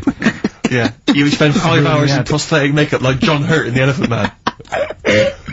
Everything about him was made up. Yeah. We created him, because I remember coming up with Auntie Nora. Oh, yeah. You said, Rick, we need another character. I said, what about giving him an Auntie Nora? Doesn't sound convincing, I said. Yeah, and you said, what is it about? I said, well, I don't know, she farted for 5 minutes and she's got a fanny like a split tennis ball. No one's gonna believe that. Yeah. Oh, that brings us neatly. Well, let's put that to bed now. So, Chris Campling, honestly, we do not script this shambles of a show, and Karl Pilkington really is like this. If you want, you can meet him. I'd love to send Karl for a drink with Chris Campling. Can we do that?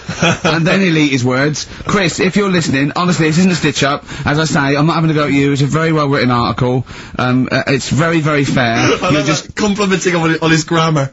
Yeah. It's a very well-written article. No, I'm saying we're not having a go. It's not like he snagged us off. I would just love him to meet Karl Pilkington. People in the street come up to me and say, is Karl like that? And I so want them to meet him. Yeah. Or maybe he can send in, if he's online, he can send in 5 subjects for Karl to talk about that we couldn't possibly know about. Just so he knows that we just really do throw things at Karl, and that drivel comes out. Imagine if it was scripted. But anyway, so Chris Campling, or anyone who knows Chris online, get him to email us, and with 5 subjects that Karl can talk about. That's a good idea, isn't it, Karl? It is like, I'm the Elephant Man the way I'm being treated now. Just sort of like... I scripted that. I wrote that joke last night. Are you sure? Or was it yours? I don't know, Karl enters and says, I'm like the Elephant Man. Hang on, let me just check the credits on the script. I'll tell you what though, Steve, I found out about the Elephant Man when I was talking to Ricky. What? You know the only bit that was normal on him? Oh yeah, no, it was in the film. You know that bit in the film, I was watching it one day, it was on, and I said, look, your favourite film's on. And it came to the bit where, he was being exhibited, and he was naked behind the screen to all the doctors. Go on, what did you say? And there's a bit where he goes, and strangely, the only thing that is normal are his genitals. They're untouched by this disease. They are totally normal. Right, what did you say? It's a bit annoying, isn't it? It's like the only bit that you'd want as an elephant. The only bit you'd want that was like an elephant. Yeah, no, I can see he said, and he got the head. So other stressful things. But so anyway, what's the Auntie Nora thing? Sorry, Auntie-X. Auntie-X. What did she, why is she upset? Well, he mentioned her in Zoo. He did this thing for Zoo magazine, and he mentioned about when he looked up her dress, she had a... by accident, remember? You were going around looking up your elderly relatives' dresses in case they weren't wearing... For people who've not heard Karl talk about this in the past, just explain quickly again what we're talking about. Right. He didn't want to talk about it at all. When I was a kid, right, Auntie Nora used to come round... me auntie used to come round... As if there's any ambiguity now. Yeah. My auntie used to come round and stay, right? And I'm sat on the floor watching the telly, right? She sat on the sofa with a caftan on. I turn round, right, and it was there. It was looking at me, right? And we've mentioned this, and Ricky sort of said, what did it look like? And, you know, a split tennis ball came to mind. That's what we talked about, right? So anyway, Zoo magazine, when they did the interview... And she's the one that used to put a valance on everything, isn't it? Well, not everything, obviously. So anyway, so I've done this. So you did an interview in Zoo. Yeah, and like they said, you know, it was like, you know, do you plan stuff and do you worry about stuff when, after you've done the show, you're worried you've upset anyone? And, you know, I was saying, really, I forget people are listening. And, you know, we're just having a chat with mates and that. I said, but now and again, I do worry, when I'm on my way home from the show and that, and I'm thinking about what we've talked about. And I was saying, you know, the Auntie Nora incident. Incident! Like Watergate! Yeah. And, anyway, so this was in there, right? And I was saying in the magazine, you know, but I think I got away with it. She doesn't listen to the show, but, you know, and I don't think she reads Zoo magazine, so... She's more of a nuts woman. Sure, yeah.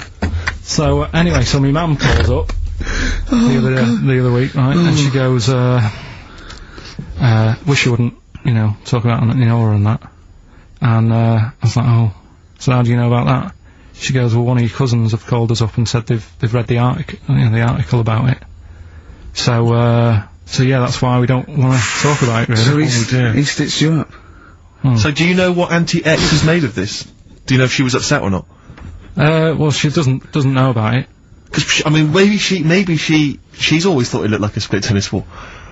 Maybe you're just in sync, you know, because you're relatives and stuff. Maybe she knew instantly. Even if you hadn't named her, she'd have thought, hang on, I farted for 5 minutes once. Yeah, that's not going to be ambiguous, is it? Me. If you hear like someone who farted for 5 minutes and's got found like a split tennis ball, you're going to go, I wonder if he means me. Yeah. You're going to remember that. Or Auntie Jackie. It could be Auntie Jackie. Oh, God. And he got in trouble, you know, last week when he was going to the wedding? Let's talk about that in a bit. Okay. Yeah. Is that a cure? I love it. In Between Days, XFM 104.9 with Gervais, Steve Murphy, Karl, Pilkington.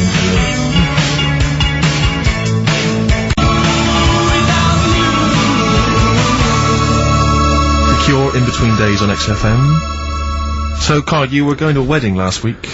Was it last week or the week before? No, it was last Saturday, wasn't it? Yeah. And he said, looking forward to it. He went, no, it's going to be boring. Suzanne was listening, knows that the couple, were taping the show, so she had to get in there before you, didn't she? She went up to him and said, look, when you're listening back to the show and he says it's going to be boring, he didn't mean you, he meant weddings in general. I love the fact she has to run round and clean up after him. It's great, isn't it? How was it? Do you not like weddings? You're not a fan of them? They're only good for the people involved, aren't they? What are you talking about? You're getting free food, free booze, free music? Yeah, but it's just all hanging about, and there's loads of people there you don't know. Absolutely, I agree. Do you know what I mean? You've got to make an effort. Yeah. And, even the bit that was important, right, when they were getting married, right, there wasn't enough chairs, because it was, you know, all the family gets the chairs, don't they? So I was sort of stood at the back. Stood at the back of that watching, and, I couldn't hear what was going on, because a woman was breastfeeding the baby. Oh! But what, how loud was this baby guzzling away that you couldn't hear what was going on? So it was slurping and that, and she was like, I just thought, how hungry is it? Could it not have waited? Because you've all got to wait for the buffet or whatever later. I know. But also just in this Well, there was two, wasn't there? Why didn't you The only thing that annoys me with weddings is the gift thing. Because, like, you buy these gifts, right, you spend a little bit of money, maybe, you know, I like to be a little bit lavish if I go into a wedding. Oh. Well, no, come on, you get a gift, right, you package it up. You're having a laugh. And I don't know about you, Rick, but I like to see the response. When I give a gift to someone, I want to see the feedback from that. You know, this is very much. You know, I want to see what it is that's Jane bought them on you know, and put my name to it. Yeah. Because sometimes I have to. Oh, thanks for the. I go. Oh, no worries. No worries. Yeah. But you know, certainly, I mean, we've talked about it before. But certainly, you know, it's the amount of money spent and the amount of time given to the gift should be correlated by the amount of the response you get. Absolutely. If I give a book token, a shrug is fine. But if I give, you know, a sizable, I want them to be showing it to friends. If it's a bar, I want them to show it to the barman. You want to go, look what Steve Merchant got me. Yeah. He's the greatest man in the world. Yeah, exactly. Yeah. You go to a wedding, you turn up with a gift. You could have spent, you know, upwards of £15 on it. You turn up, you walk in, you say, "Excuse me, where's the bride and groom? I want to give them this gift." And some bloke, normally the brother-in-law, says, "Oh no, the brother-in-law's mate." Yeah, sorry, they're too busy to see you right now. Just stick the gift on this big table with all the other ones. Yeah. And, they'll get back to you. In a week. It may be 6 to 8 weeks after the honeymoon, they maybe write you a note. They won't thank you personally, they'll write you a note. It'll be a general thank you, and your name in different type. Yeah, but it might have some vague reference to, you know, to what you did, but it won't really be personalised. Yeah. The set of mugs, again, will be in different type. Exactly. Thank you, Steve Merchant, for your wonderful gift. We love mugs. Yeah, yours. Yeah, exactly. and a photocopied signature. Exactly, yeah. It's not right, is it? Oh dear. And also, of course, as well, if there's a baby involved, you know, perhaps they had a kid out of wedlock, and that's why they're getting married. There's normally the little baby signature as well. Oh. Like, I hate that, like the baby signed it. Oh. From Paul and Sharon and little Billy. Be Ben these days. Ben. I reckon. What do you think, Karl? How was the wedding, by the way? Did you buy a gift? Suzanne sorted something out. Yeah. What? I don't know. So actually, no, we're going away, having a week away with them. But that's your gift? Yeah. What, you're going away? No, we're going away to Cornwall or something, and, yeah, that's it. We've sort of paid for a place to stay, and coming along and that. And their gift is to spend a week with you in a confined space. They'll love it. They'll have a great time and that. Will they? Yeah, it's fine. Can I get a pen? I'm making a note of how many times you say "and that" during today's show, and so far there's 3. I've noticed 3. I'm just gonna just make a note because I think we can have a competition here. If you can predict how many times he's going to say "and that," the closest one wins some of the crap DVDs that we've got on offer. Hold on, tell me we've got a load of 49. Definitely.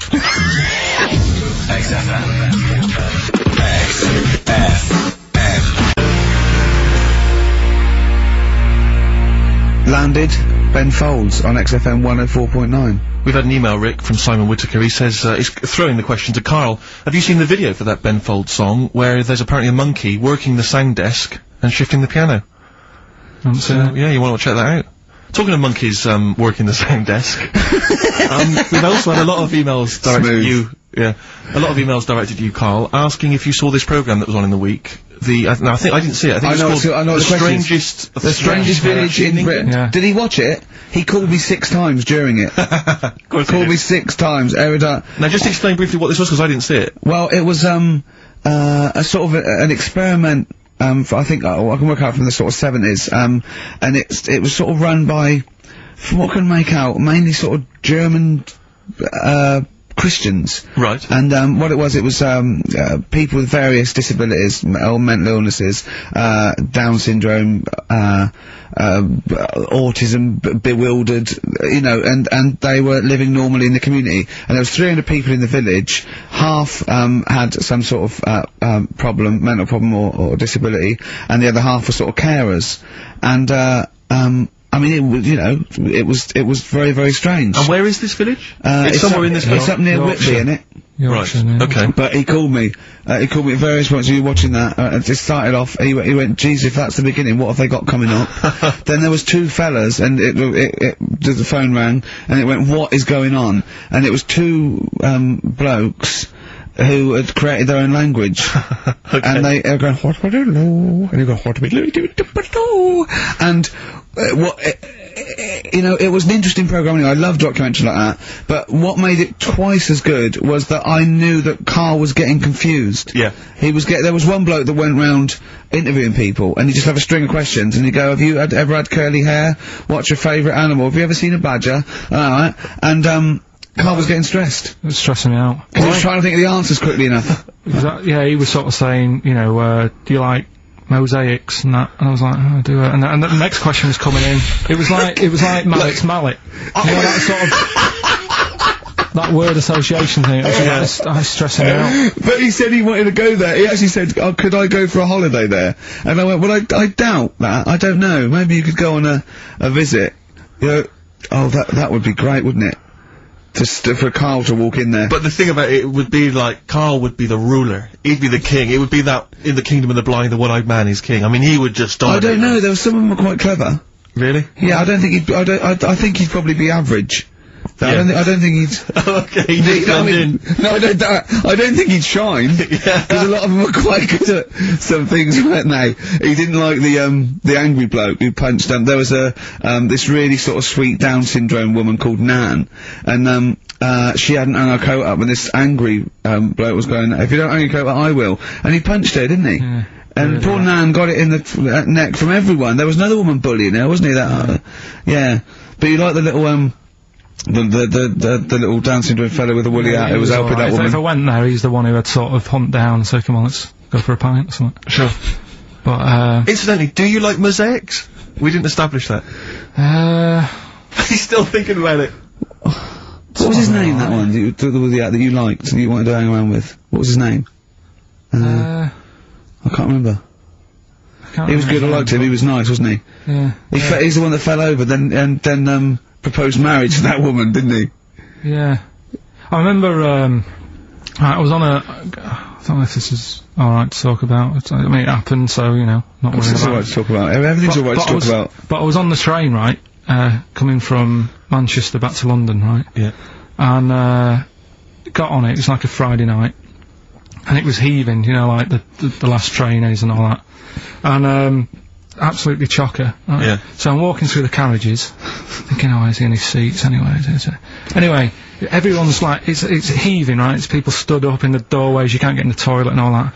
There's not going to be any chair knocking about. You know, so walking through, and anyway, I see this one empty chair sort of in front of me, right? I think, oh, why ain't anyone sat there, right? I'll just rush to that, get I'll get myself a seat, plonk myself down, right, and sort of turn round, you know, see who I'm facing, you know, see who you're sort of having a chat with. Little fella there, right?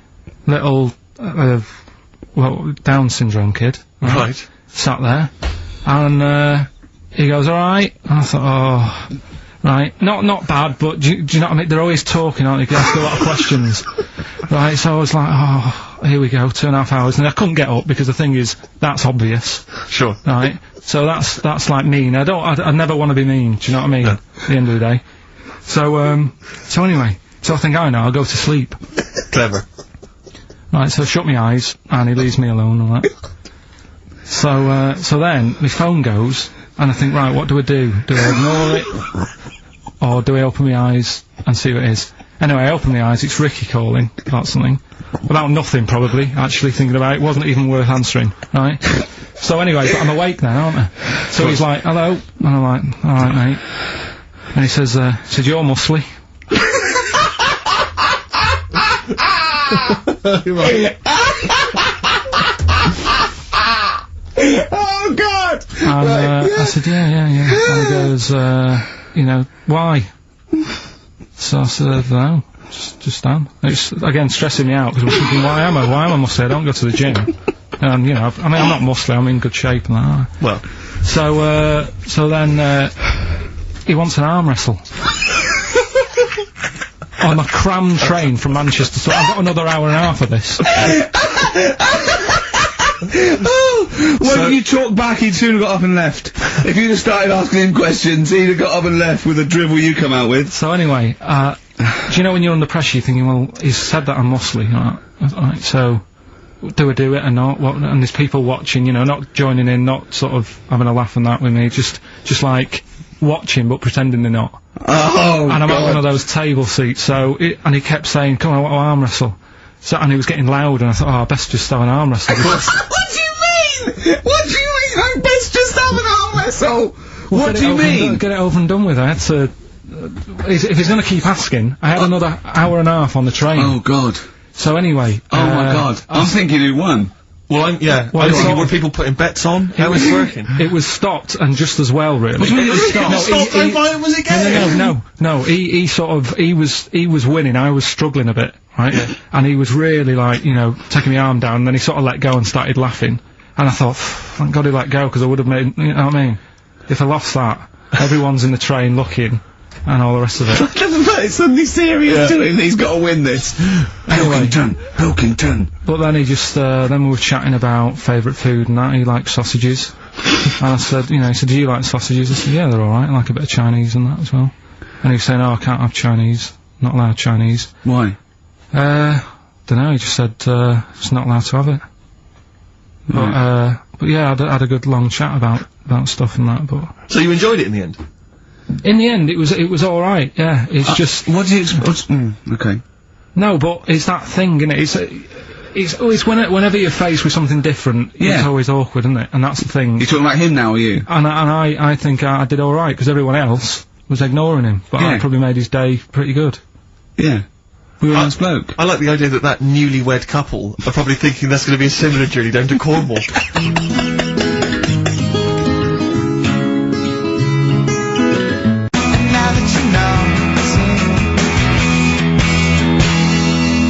Magic numbers, forever lost. I was taken unawares because I opened that thing, what is it? The confectionery? Well, we were sort of doing it ironically, like people getting shameless plugs by giving us stuff, but then I opened it, and it's brilliant. It is brilliant. It's all retro stuff. It's got a curly-whirly, a fountain, sherbet fountain. I've just been eating a drumstick that I didn't quite finish in time. It's got some of those little cola bottles. That's Hope and Greenwood and their confectionery, which are available now. The perfect summer gift. Perhaps you've got to go to a wedding or barbecue party. We've got some rubbish to give away now, haven't we? We have indeed, yeah. If only we hadn't opened that, we could have thrown that in the mix. I know, no, it's too good to give away. It's time for Rockbusters, the quiz that no one looks forward to. And, we've got, as usual, the bunch of, CDs, DVDs, I should say, which, Just tell me we have got another copy of Ladder 49. Ladder 49's right here. That's Brilliant. in the mix, yeah. How many did they send you? Joaquin Phoenix, John Travolta, Ladder 49, the movie that no one's seen. Yeah. I've never met anyone who's seen it. But is owned by every single XFM listener. Exactly. Also in the mix, as I said before, we've got Priscilla, Queen of the Desert, which, if you haven't seen that on telly, be very surprised. French and Saunders at the movie, the best of all the French and Saunders movie spoofs, which is, I think, on TV every single night. Yeah. It's a very gay giveaway so far, isn't it? Well, this got Ladder 49, the people in uniform, you've got Queen of the Desert and French and Saunders, well, the gays love them. You know how much a fan of Chevy Chase, you know I love Chevy Chase. Yeah. Well, we've also got here National Lampoon's Christmas Vacation 2, which doesn't feature Chevy Chase. It was so bad, even Chevy wouldn't agree to be in it, so instead Randy Quaid, who plays Cousin Eddie, it's him, and on the back I notice it says, special appearance by Eric Idle. Brilliant. I mean, let's be honest, if a film's got a special appearance by Eric Idle, I know. It's probably not classic, is what I'm saying. Do you reckon they do, Always Walk on the... look on the bright side of life. Anyway, that's just some of the DVDs which you can win, and obviously the real reason you should enter is because you go forward to this big prize draw, which is in our last show, where you can win some actual quality. Yeah, a signed, Matt Groening drawing, and if you can see him drawing that on rickygervais.com, it's totally genuine. It's just there, him actually drawing it in front of your very eyes. Also, us, made us, Flanimals, and a signed, poster, by Nigel Tufnell. Christopher Guest. Sure. So proper good prizes. Yep. Just that this is, I think it should be the last one to get into it. Maybe next week, the 4 that we've got get down to 2 maybe, and then we get them on the line in the last, what do you think? Well, I'll be honest, I wish we'd thought it through. I don't know about you, but I wish we thought this Chris Campling, if you've got any ideas to how this show could have run, see, we should have scripted this. What we said, we just said go in a draw, didn't we? Did we? Yeah, we hadn't thought it through though. Yeah, but we can't keep swapping and changing. Well, we haven't done it yet. We can do what we want, yeah. You know how many BAFTAs we've won? We can do exactly what we want. High five. Well, listen. Right, 6. let's get down to business then. Right, so Rockbusters, let's explain briefly what this quiz is for those that have only just started listening to the show. It's basically, Blockbusters. Well, you say that, Rick, but it's not, is it? I mean, that Blockbusters made sense. Yeah, well, this is the thing, Karl thinks this is a cryptic clue going, right, a fella is walking along and oh, look, there's the fish, what does that mean? Trout sinners. Some of them are hard because they've dug them all out. Some are hard because they don't make sense. No, but they've dug them all out because they're going to put them all on the website for people to play along with, and they came to me for the answers, and some of them are pretty tricky. I couldn't answer them. So, I love that. Anyway, the only man that can outwit himself. Right then, so the first one then, here we go.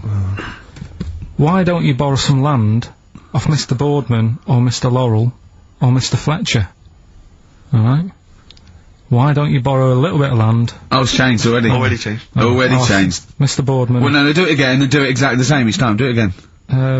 Why don't you borrow some land off Mr. Boardman, or Mr. Laurel, or Mr. Fletcher if you need a bit of it? What's changing? Okay, and what are the initials? Right, LS. LS, that's a band or an artist. Who am I talking about? Second one. I'm gonna, sorry, he's got a sweet in his mouth. I'm gonna annoy those seabirds over there. Right. I'm gonna annoy those seabirds over there. Oh, just those seabirds, it doesn't matter where they are. I'm gonna annoy them seabirds. I don't know what he's talking about anymore, Steve. Honestly. B is the initial. I love the fact that he was fascinated by the strangest village in Britain, but the stories he's told us about where he comes from, there's him going around with 2 fellas with big heads, webbed feet, a little pigeon-chested bloke, him on his grifter with Maggie pecking at him, his dad in the telephone box nicking groceries, and a horse in the house next door. I mean, how strange was his upbringing? Yeah. And him hanging from his satchel. Unbelievable. There's another woman who I remembered. Actually, I'll tell you later. Go on, what? I'll tell you later about another woman who I remembered. What is it? Give us a teaser. It's just a woman who rode around on a 3-wheeled bike with her husband in a basket. Right, I'll tell you that. Right, and the final you don't get clue. teasers like that on the other radio That's a hell of a funeral service. Right, listen. Right, the final clue. what the Scouse fella said to the robber who he found in his house next to his vineyard. Oh, Jesus Christ. What? Again? Right, so what the Scouse fella said... Right, this is going to be a pronunciation thing. ...to the robber he found in his house... Oh, God, I've lost the will to live. I want to get in that woman's basket on the street. We'll just be driven round for the rest of my life. The initials there, A.W. A.W. Who is it? Alright. Well, email in and that. Should we have also on the text 83XFM? You can win Christmas Vacation 2 and Ladder 49. Yeah, what's that man?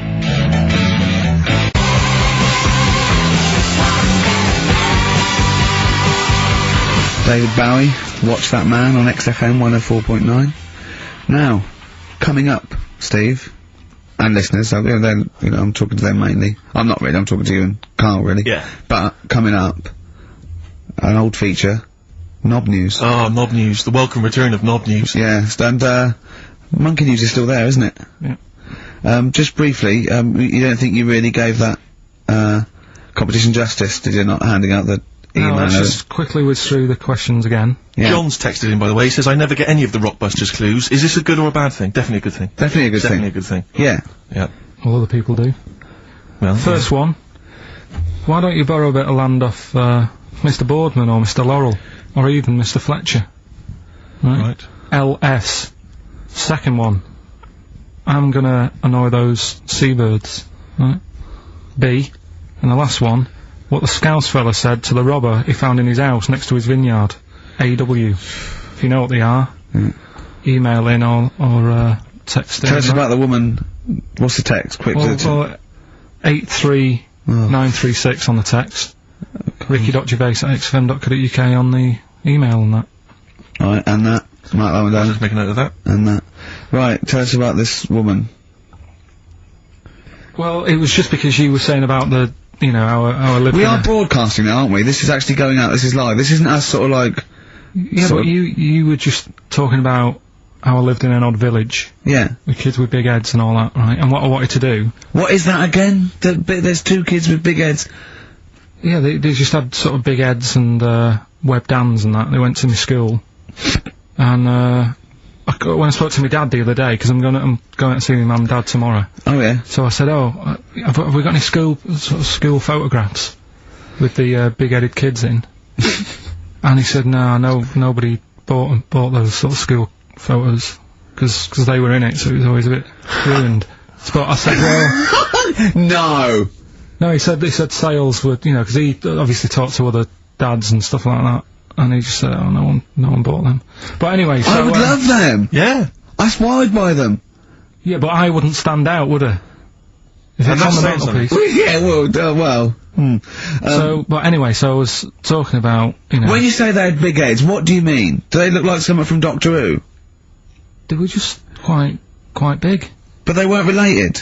No. So why did two blokes with big heads and webbed feet? I lived in a weird area. There was a chemical plant close by. I can't believe you've never told us that before. That explains a lot. Not just the freaks in your neighbourhood, but... No, there was loads of weird stuff going on.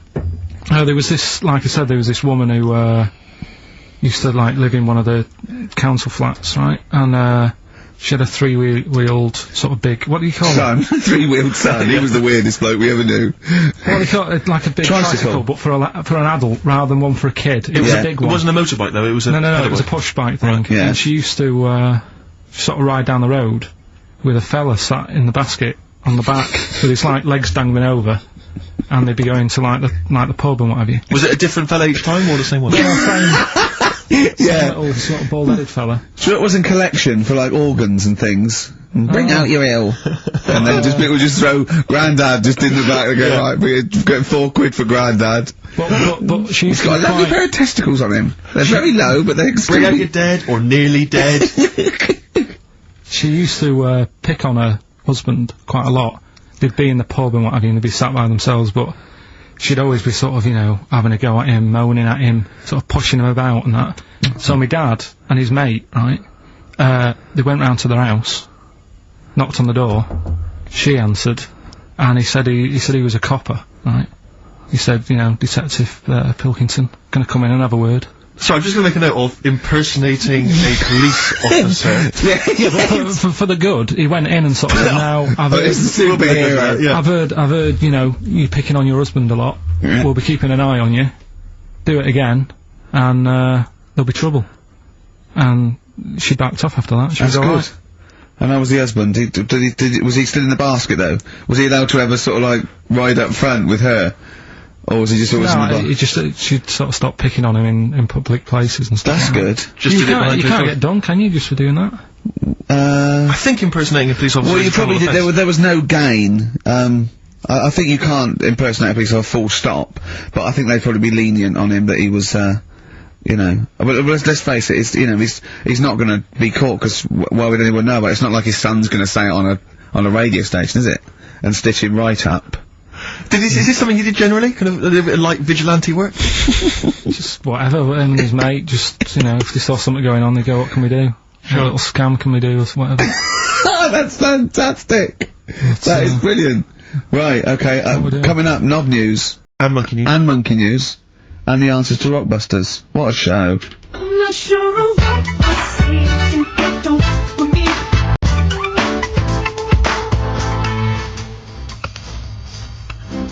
Songs on XFM by Snoop Doggy Dogg and Justin Timberlake and a bunch of other people. Yeah. Ricky Gervais, Steve Merchant, Karl. Sorry, I was just enjoying that Hope and Greenwood confectionery. Lovely. I wish I had something to wash that down with, Rick. Won't you have a glass of lovely Banrock Station red wine? Oh, lovely. It's barbecue friendly. Yeah, perfect. Good. So just keep sending stuff in. Free stuff, please. Free stuff. Good stuff. Karl, what are we talking? What are we doing? I've got something to tell you, actually. You know, we teased Steve about, not ever spending any money. I'm careful with money, I'm not. Yeah. Guess what? He's treating it like, he's nurturing this, right? He keeps running off, right? In the edit, he's having a suit made, and he wants to be just right, because I reckon he's forking out quite a lot. He's having a suit made. Think of that, him. Let me tell you this, though, I don't want you thinking that I'm getting all flash with my cash. It's very hard to buy off the peg when you're 6'7". So, you know, it was a necessity. Karl, I don't want you thinking that this is the beginning of some new phase. Well, is everything you buy sort of made to measure, or...? No, I'm afraid if only I could afford it, mate. But, no, I'm off the peg generally, but... So what, like, properly done and that, just... Oh, yeah, it's the full thing. The full works. Got to keep going back for fittings, they got that little bit of chalk, you know, the pins. That's where I had mine made, you know how good I look all the time. Did you have to have that, thing done where they say, what side do you wear your member? What side you dress? They don't say what side you wear your member. That would hardly be a euphemism, would it? So they say what side you dress, sir. It means what side your little John Thomas leans, doesn't it, on rest, usually to the left, isn't it? Your little left testicles. If I said to you now, what side do you wear? Hang on. Do you know? It would be left. It would be the left. That's what I mean. If standing there, right, with nothing restricting it or holding it in or holding it up, right? It sort of leans, your one ball is sort of like slightly back and lower, isn't it? And your little John Thomas rests there, so it's left. And the reason they ask it is so they don't put the tape measure up on the left and squash your willy or touch your willy. So it's nothing to do with, like, well, you'll need a bit more room, sort of more material on that side, or... Well, no, I don't think they compensate. It's just when they put when they stick that up into your groin, they don't want to come in contact with your little... The thing is, I don't know what side I wear stuff on. I just sort of pull my pants up and wherever it wants to go that day. But maybe it's not big enough to sort of make any, you know, real decision. But, like now, I'm sat here, right, with my jeans on. I don't know where I am. Well, that's clear from hearing you talk. No, but what I mean is, if a fella said to me, what side are you, what side's your member on? Member? What is this the use of the word member suddenly? I'd go... Well, it's usually not appropriate, and also, I imagine in the old days they had big baggy pants and used to sort of like hang down, and now, you know, like with those stretchy boxers and briefs, it's sort of held up in a nice little, neat little parcel, isn't it? So it's probably not appropriate, it doesn't come in contact with your little snake.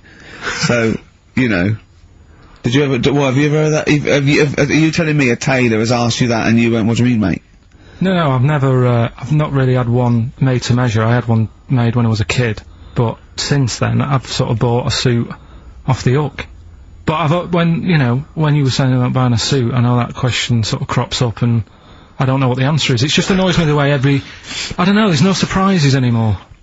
Do you know what I mean? People know. What do you mean? He's gonna go, right, I'm gonna measure you now. Which side shall I measure? Go, well, pot luck, go on, have a look. Right, there you go, oh, you got it. You check me out. What do you mean there's no surprises anymore? What are you talking about? Everything you say is a surprise. Everything you say. Every opinion you have is a surprise to me. What I mean is, why aren't people just happy just to go, well, depends, doesn't it? I'll just pull the pants up wherever it wants to go, I'm happy. What do you mean? Why is this such a big issue? But Karl, when they ask you this question, they're not making a note of it somewhere. It's not statistical research to find out what the kind of common leaning is. It's a question so he doesn't touch it when he's using his tape measure. Just be careful. But he is being careful by asking the question. But what's wrong with him touching it anyway? If he's, I mean, it's only like a slight. Fair enough. But if he just sort of, knocks it a little bit, you can just gotta go. Do that again? To me, it's the same as the prostate thing. It's just happening all over again. But the doctor doesn't go, oh, what side's your arse on, sir? Trying to avoid the arse. He wants to go, he knows where your arse is, and he's aiming for it, and he wants to get it up there. He's aiming for it for a good cause. This little fella's going, well, I've got to measure his leg. I don't want to touch the knob. I'll just ask him, sir, do you mind telling me where your cock is so I can avoid it? It's a big difference. But like I'm saying to you, I'd have to have a look first. To let him know. I don't know where it is now. I don't know, it could be the left, could be the right. Are you telling me you don't know where your knob is without looking? Well, what do you mean without looking? How could... Well, you're saying it as if like... Should we have a guess? Well, have a look and tell us where it is. What are you wearing? What sort of pants are you wearing? I've got my jeans on. But you've got pants on underneath them? Yeah. What are they, briefs? Or boxer shorts? Boxer shorts. Boxer shorts. Well, it's probably free, but the jeans are probably stricken it. I think it's probably either in the middle, dressed in, or just slightly to the left. Have a look, we'll tell the listeners after the break where's Karl's knob. It's a good competition. Oh, brilliant. We've got to send this to the Sony Awards people. XFM. Run, Snow Patrol on XFM. Well, big question. Where was Karl's knob? That's what people have been hanging on for. Yeah. Where was it? Well, I can't believe people have been texting in. Hey, what, guessing where it is? People saying, is it in the middle? Is it in the left? It cost them 10p. Cost them 10p to find out. Just wait, I'm gonna give out the answer. You don't win anything, right? Right, strike it lucky. Right, bottom or middle? Right. It was to the left. Oh! Yeah. I went with the right. That's annoying. See, I thought it would be to the left. If not, maybe if it was all scrunched up, sitting down on your lap right, it might just pop up to the middle. Just pop out, like, Well, next week we'll be finding out where yours is. Where's Ricky's bollocks? Right then, which leads us nicely into... Knob news. Oh, it's the welcome return of knob news. Right, okay, it's very much like the news at 10, this, isn't it? I do a bong, or in this case a schlong, and he gives me the headlines, the knob news of the day.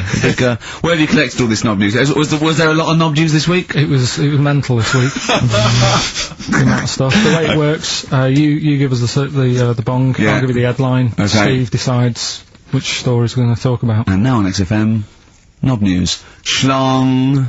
Man grows knob on his arm. Schlong. Man gets doctors to make him a second knob. Schlong. Turkish prisoners made hole in cell wall to produce third inmate. Schlong. Doctors accidentally remove man's testicles. So, well, can I straight away go for the accidental removal of the testicles? Well, it's happened before, right? We've talked about that before. Well, what did he go in for a tonsillitis? What are they called? Tonsillectomy. And he went in the wrong way. What are you talking about? How can they accidentally remove his testicles? It says, he didn't look at his folder, and the doctor said to the fella, "Oh, we've removed your testicles and we've wanted to take out your prostate gland." So that's what happened. There's the story. This is what I mean. That's why I don't like going to the doctors. Yes. Yeah, happens, doesn't it? Because all these sort of, it's when they say things like, oh, it's just, we do loads of these operations. That's when they're not concentrating. Brilliant. Do you know what I mean? When they say it's procedure. That's like having a boring job that you do every day when you're not going to be concentrating. I prefer them to go, this is a tricky one, this. I know what you mean! I sort of do know what you mean! People, you watch TV programmes about, like, you know, removing someone's second head or whatever, and he's like the best surgeons from all over the world. It's televised, they can't make a mistake. They can't go, we took his legs off by mistake. Whereas the fella who's having a prostate's like, oh, do you want to do it? I'm sick of doing them. Yeah. And they're probably doing a crossword whilst right at it. Of course they are. I've seen that, actually, in operating theatres. They're doing a crossword. That's what I mean. Yeah. I was just examining some of the other knob news, Rick, a little bit more closely. Man gets doctors to make him a second penis. I'm sure we're all interested in knowing what happened there. Yeah. A German who persuaded doctors to give him a second penis has lost his wife after he showed her the result. Biker Michael Gruber lost his original penis in a motorbike accident, and doctors built him a second one using a mixture of skin, bone, and other tissues. Bone?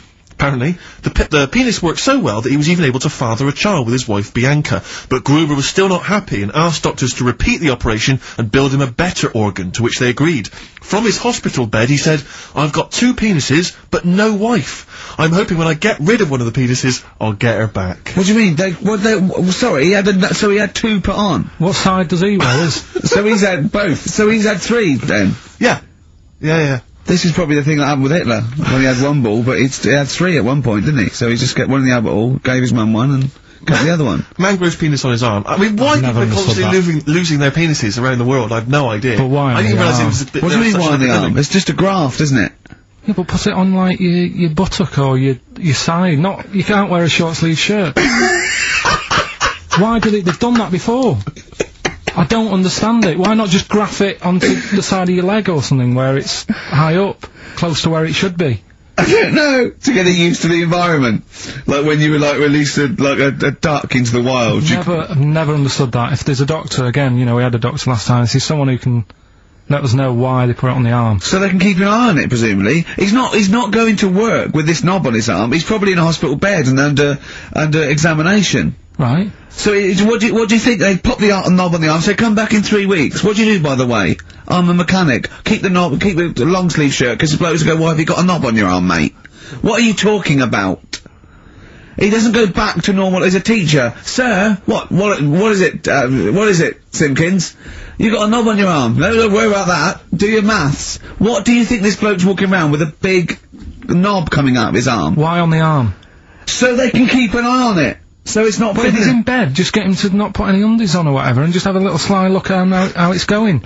Even in hospital, if you're in a shared, like, little hospital room, people going, oh, I've had heart problems. What's your problem? He's there with his arm out. He's got his knob out. Yeah, but I don't think it counts as indecent exposure when they're grafting a knob on your arm, sticking that out of the bed. Imagine if he's driving, he's just got it out the window. People driving by. Yeah. Is that bloke giving me the finger? At the end of the man grows penis on his arm story, it says, a Moscow surgeon said the man will be able to have sex in a few months. He said, women will never suspect. But what kind of a doctor talks like that? Yeah. I'll tell you, is this caught now, seriously? The birds will never know. He'll be able to go berserk. Yeah. They'll never realise we grew it on his arm. That is unbelievable. Will he have a little scar on his arm, do you think? Yeah, I don't get it. Like I say, 83936 if there's a doctor out there. Or indeed if you've ever grown... Or a tailor. Making you a shirt. What side do you wear your cock on, sir? On my left arm. What's this? Bit of stones? Yeah, beautiful. Lay it on me.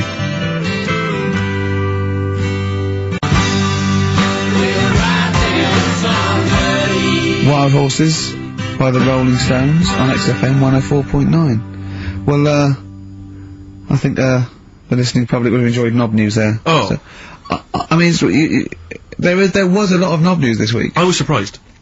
You know, I would have thought it would be hard sometimes to get knob news together, but... I would have thought it would have been part of a bigger news programme, but, I mean, I don't think we'd dedicate a whole, sort of, like John Craven's news round. Yeah. A whole 5 minutes to knob-related news. Yeah. There was other news, was there, in the week at all? Karl, it wasn't just all knob-related, you didn't just research. No, they're the ones that sort of stand out. There was Christ on a crisp. Right, what's that? That's obviously a crisp that someone vaguely thinks looks a bit like Robert Powell. Yeah, what a load of twaddle, yeah. There was a bloke who can blow up balloons using his ears. What do you mean? Look at him. Well, it's all connected, isn't it? That's, you're just redirecting it, aren't you? Pointless, though, isn't it? It is pointless. No, I'm sort of downplaying it like it's no big deal, but it is pretty impressive. It's not. When was the last time you blew up a balloon? Oh, I don't know. That's what I mean. It's not needed. It's not impressive. That's what I mean. That's what. But you can say that about any form of sort of like bizarre entertainment. I don't think you have to hang yourself from hooks. But a lot of people go and see Jim Rose Circus. I mean, I wouldn't. I don't see the. But would you go and see that? What Man Blowing Up Balloons did? No. If it was a mate of mine, I'd go do that thing you can do. To a group of new friends, I go, alright, then I'd get on with it. You know, to me, it's below, an average card trick, doing something like that. Apparently, though, he does make balloon animals with his penis, so, which is pretty good, isn't it? Him up with his ears, so it's always a snake. There's a lot of snake. I go, yeah, well done. Back to the news. Right, now listen then. What about another feature we'd like doing? What?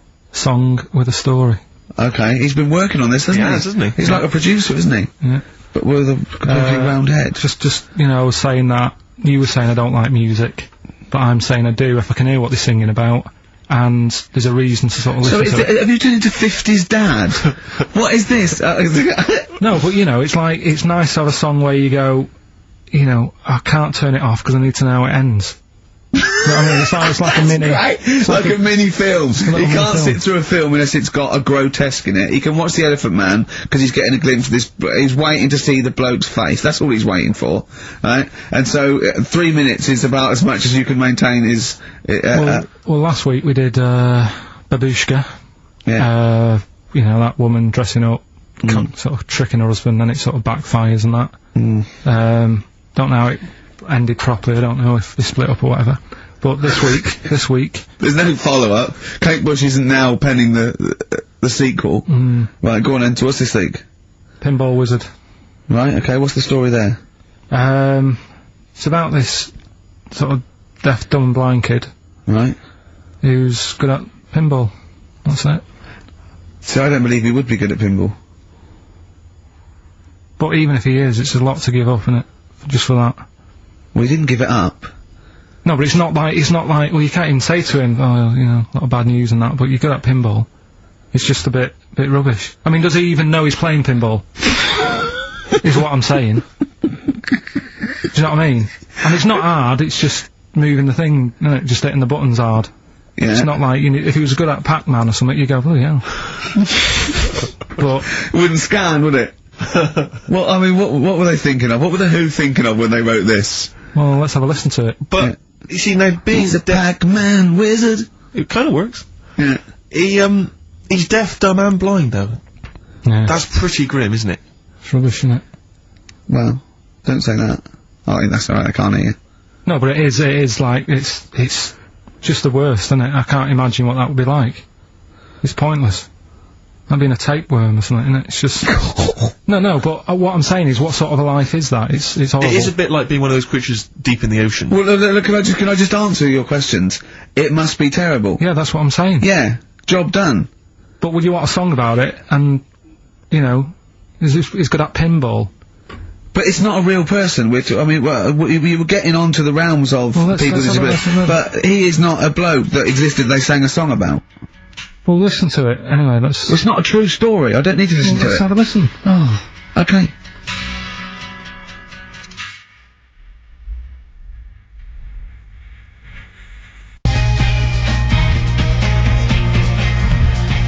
Pinball Wizard by The Who. A little song with a story there about a little deaf, dumb and blind kid. Thoughts, Karl? It's depressing, like I say. I don't know why... Is he enjoying playing the game? I don't know, let's get Pete Townsend on the phone. Karl, what are you talking about?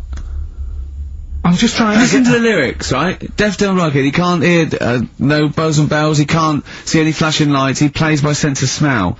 Now, I'm pretty sure that isn't a scientific document Pete Townsend is reading out there when he wrote this song. He's making it up. But the thing is, with all songs or stories, there's got to be a little bit of realism to it. What, do you know what I mean? Why bother putting money in it? Just let him hit the buttons if he's happy. That's true. That's a fair point. That is a fair point. That is a fair point. Yeah.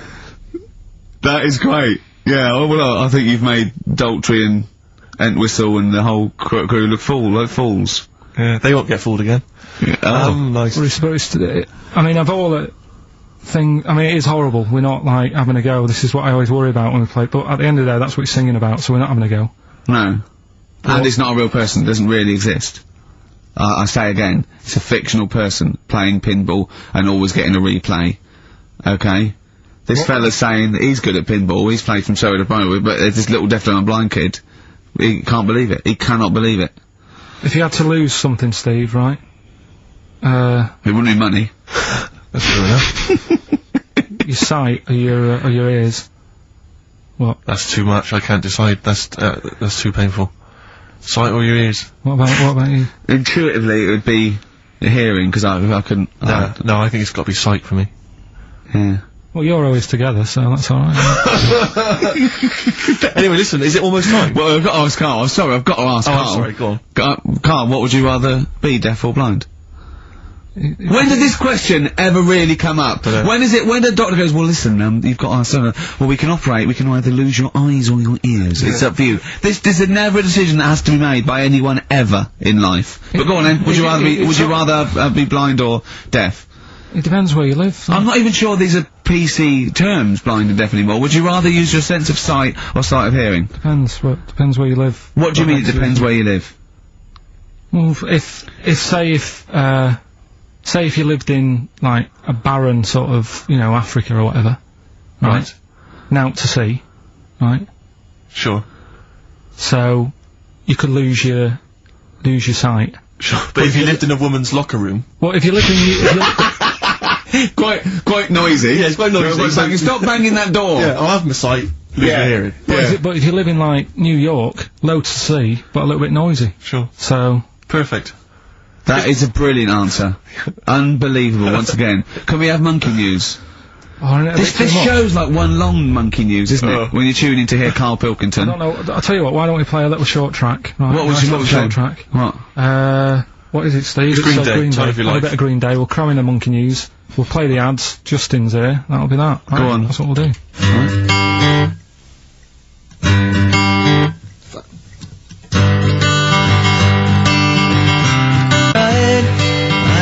You had the time of your life. Green Day on XFM 104.9 with Gervais, Steve Merchant and Karl Pilkington. We need the answers quickly, Karl. Rockbusters. We're running out of time. We've got Rockbusters and Monkey News to come in this fun-packed show. Give us the clues, give us the answers. Right, the first one was, why don't you borrow a little bit of land off Mr. Boardman, or Mr. Laurel, or Mr. Fletcher? Go on, right, what am I getting at there? The initials were LS, right? Lease a Stan's field. Right, because you're borrowing it, that's leasing it, it's Stan Boardman, Stan Laurel, and, it's a field and that, innit? Second one, I'm gonna annoy those seabirds, that was B. What you doing when you're annoying a bird? You're bugging it. What's a seabird? A gull. Buggles. Right, bug gulls. I don't know where to start, mate. Right, don't worry about it.